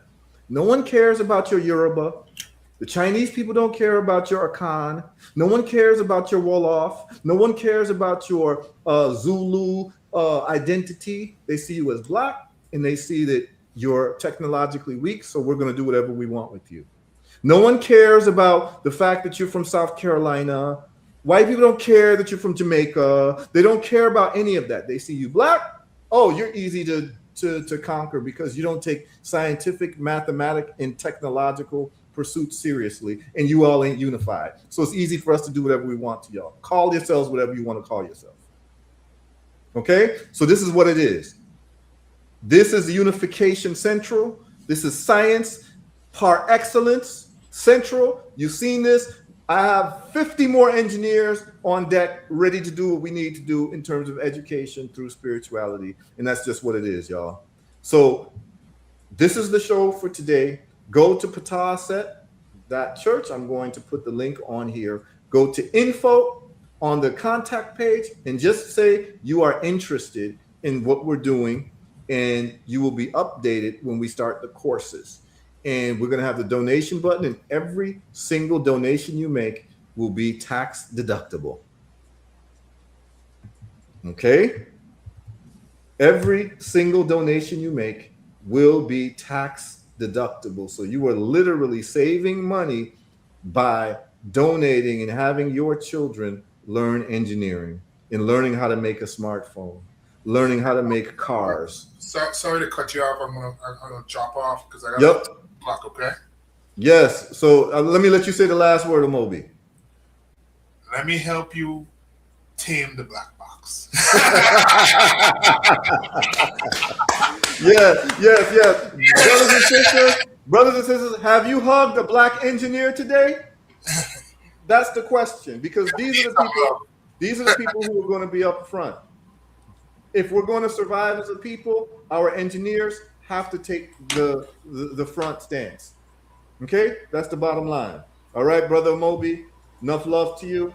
We're going to get back in touch with you, and we look forward to having thousands of children and adults learn what you have to offer in the form of creation, making robots, phones, communication systems, because we never learned any of this stuff just to hoard it to ourselves. We wanted to learn what we learned to help our people. And so that's where we're at. That's the only reason why we do what we do. Or else I could have just been, wealthy lawyer somewhere, living on an island. Really, that's what I could have done with my life. Ken could have done the same thing and be a wealthy electronics engineer working for Lockheed Martin and building up these people's systems. Moby could have done the same thing for AT&T and all these communication systems, where we decided to become independent and use the knowledge that we have to uplift our people. That is what we're doing. Okay? And just understand that in every single group that you have, particularly groups of Black folks, there's always going to be agents of disruption, and you'll be able to identify them very quickly, because when we're given this type of information, their focus is not on building but tearing things apart. And I'm just telling you that these are the roaches of our people that exist in all different parts of the world. Whenever we got something good going on, they want to whisper dissension, division, and destruction. We know who you are, we know how you behave, and we know how to deal with you. Okay? So we're on this side, we're winning. We came to win. So Brother Moby, thank you. And Brother Ken, we got a brother Carlos says, any welding advice, I'm available. And That's perfect. Yeah, That's perfect. You want to talk about that real quick, Ken, about welding? Oh man, it's monumental. When we talk about even the continent and what we're missing for manufacturing, so Africa has never experienced its own industrial revolution, if you will, and welding is a key to that. Just to be able to do the basics. We talk about all these high level things, but we can't even perform or create our own basics, and we absolutely need that. So those trades, I respect anyone and everyone in those trades, man. I love those people. I love them. Absolutely. Okay. And I want to say thank you all for tuning in. Thank you all for listening. And we are going to keep doing this, and it doesn't stop. And we are I'm coming doing all for right. real victory. All right. So the church website is here. Please understand what we're doing. We're raising money the way that people raise money. The richest institutions are the churches. We're going to use it for technological advancement. This is the website, pataset.church. Go to the contact page so that you're interested in enrolling yourself and your children in what we're doing. And we're going to compensate the brothers and sisters who are doing the engineering. And you're going to learn master's level engineering and math and science that we do. Remember that the Jews, what they do is they have their own version of Saturday school. They do their own cultural and scientific enrichment. Okay. It's not pataset.com. It is pataset.church. Okay. Gloria is pataset.church. That's why you're not able to find it. It's pataset.church. Okay. So that's what we got going on, y'all. Hopefully that this was transformative. This was something that inspired you all. And please understand that we are here to win globally. This earth is ours, y'all. And we've been absent too long from the movers and shakers. And there's a formula to become movers and shakers. And we are addressing that formula today. Unity in technology. Okay. Someone has entered the studio named Sam. Let's see if Sam got something to say. You there, Sam? Are you there, Sam? I don't know if Sam was trying to come on, but you did come on, Sam, and we got you in there. So if you're not trying to talk, Sam, that's fine. Okay. So someone's saying .church server cannot be found. Well, A lot of people are on it. Just email me then at info@herbal and let's see how we can get you on there. But it is the website. I'm on there right now. Brother HERU, I'm gonna have to drop now. Yep. So everyone who has to drop, please drop. Thank you for coming. Our priest engineer, Ken Eccles, our priest engineer, Moby Christopher. Again, let me just share the website for you all. You all can look at it. Someone says that they're happy. Thank you, Ken. I thank you, HERU, for the work that you do, brother, and I thank those that have joined us, all those in the audience as well, for their participation. And so this is just something that I just want to throw out to people to understand where we need to go, and someone has to do it. So I just put it together, but I am not the leader. We are all the leaders. And what we're going to do is we're going to organize and centralize to a new understanding of what we need to do as a people to get to where we need to go. And it cannot be done without the mastery of science, technology, and mathematics, period. And this is the first time that some people are hearing these types of conversations on a serious level. We're gathering the engineers, but this is pataaset.church. You all can see it. The website is up and running. That's it right there.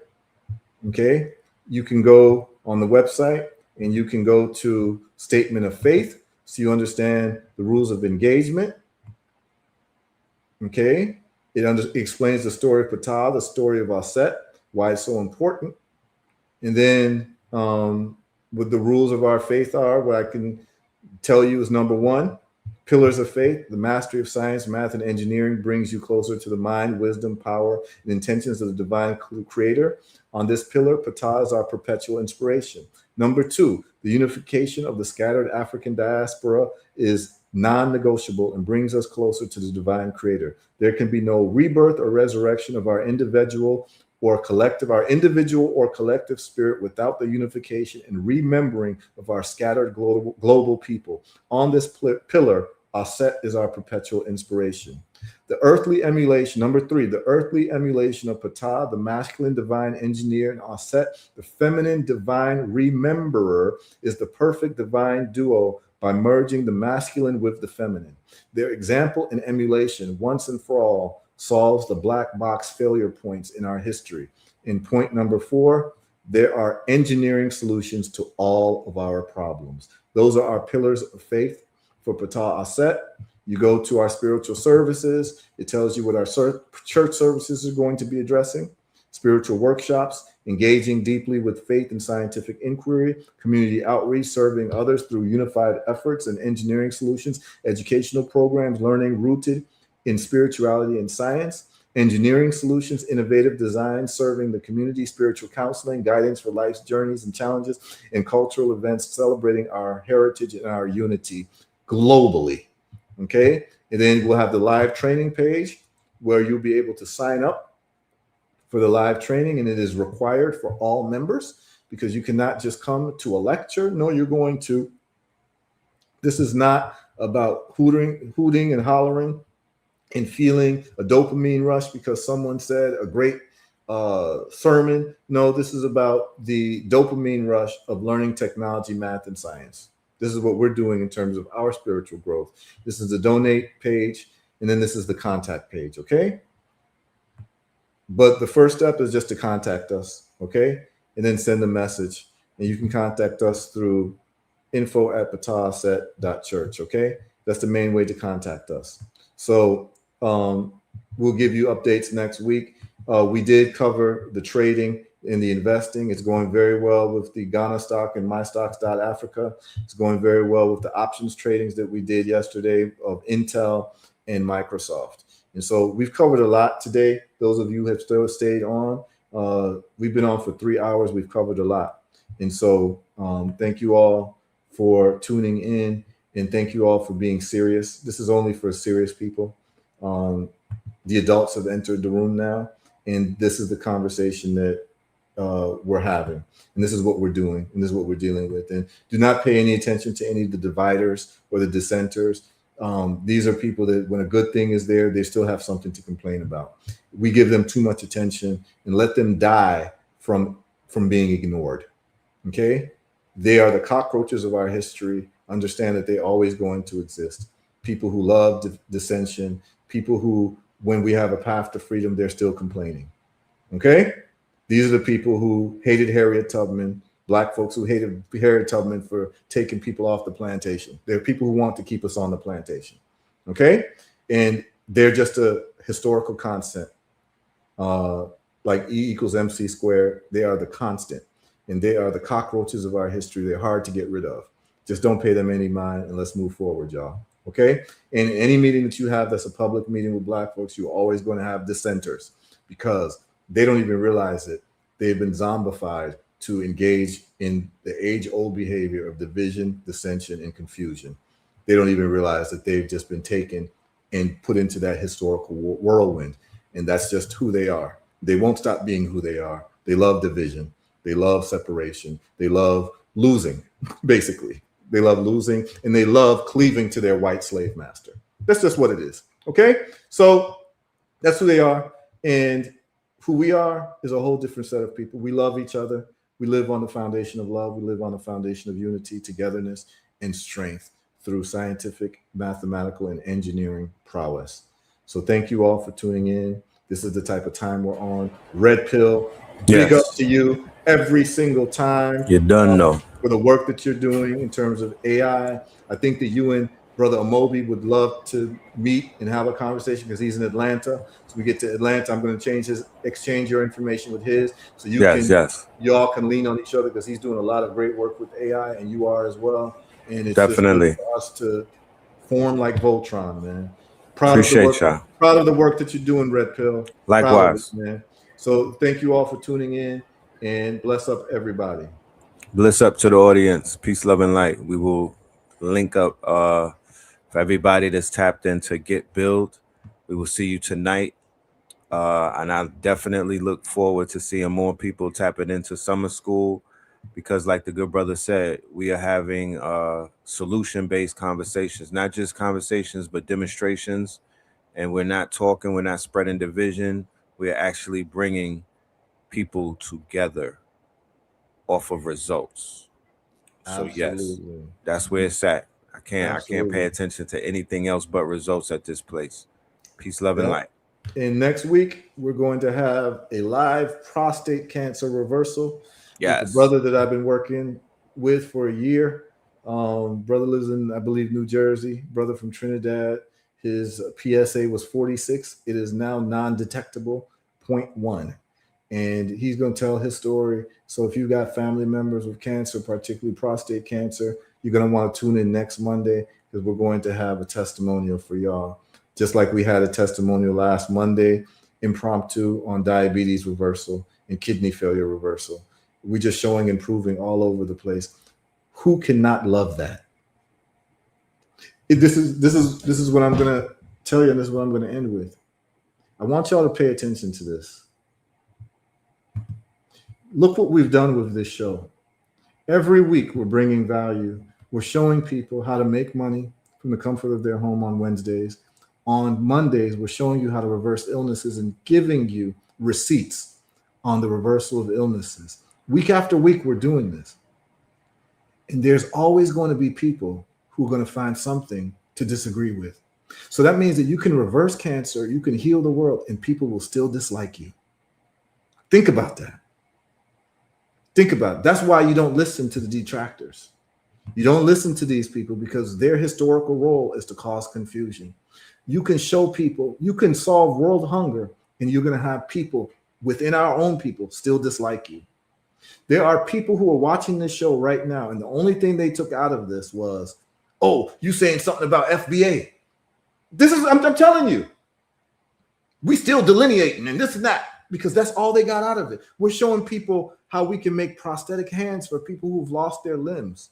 We're showing people how we can make our own smartphones, how your children can become engineers, how your children can become top scientists. And the only thing they took from it is something that might have just rubbed them the wrong way. And all the 99.9% goodness is out of the window, and they focused on one thing that they disagreed with because their whole platform is to magnify differences and division, and that's all they know what to do.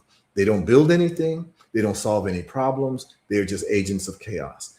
Be able to recognize them right away, y'all, and give them no quarter. because they've been at the forefront of our people for much too long.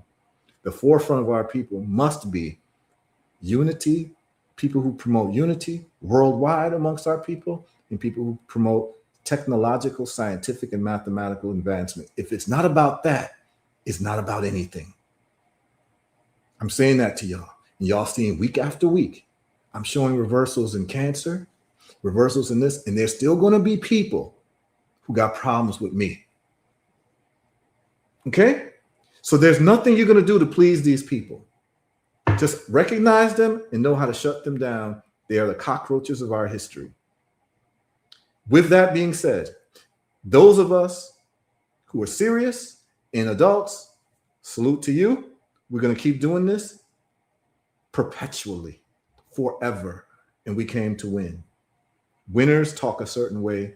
Losers talk a certain way. Be able to recognize who they are. Thank you all. Have a great rest of your days. We'll be back on Monday, prostate cancer reversal. We'll be back next week, checking up on our stocks, in our options plays, and the money that we're making in our sleep. That one day we'll all meet and laugh on the beach together. Bless up, y'all.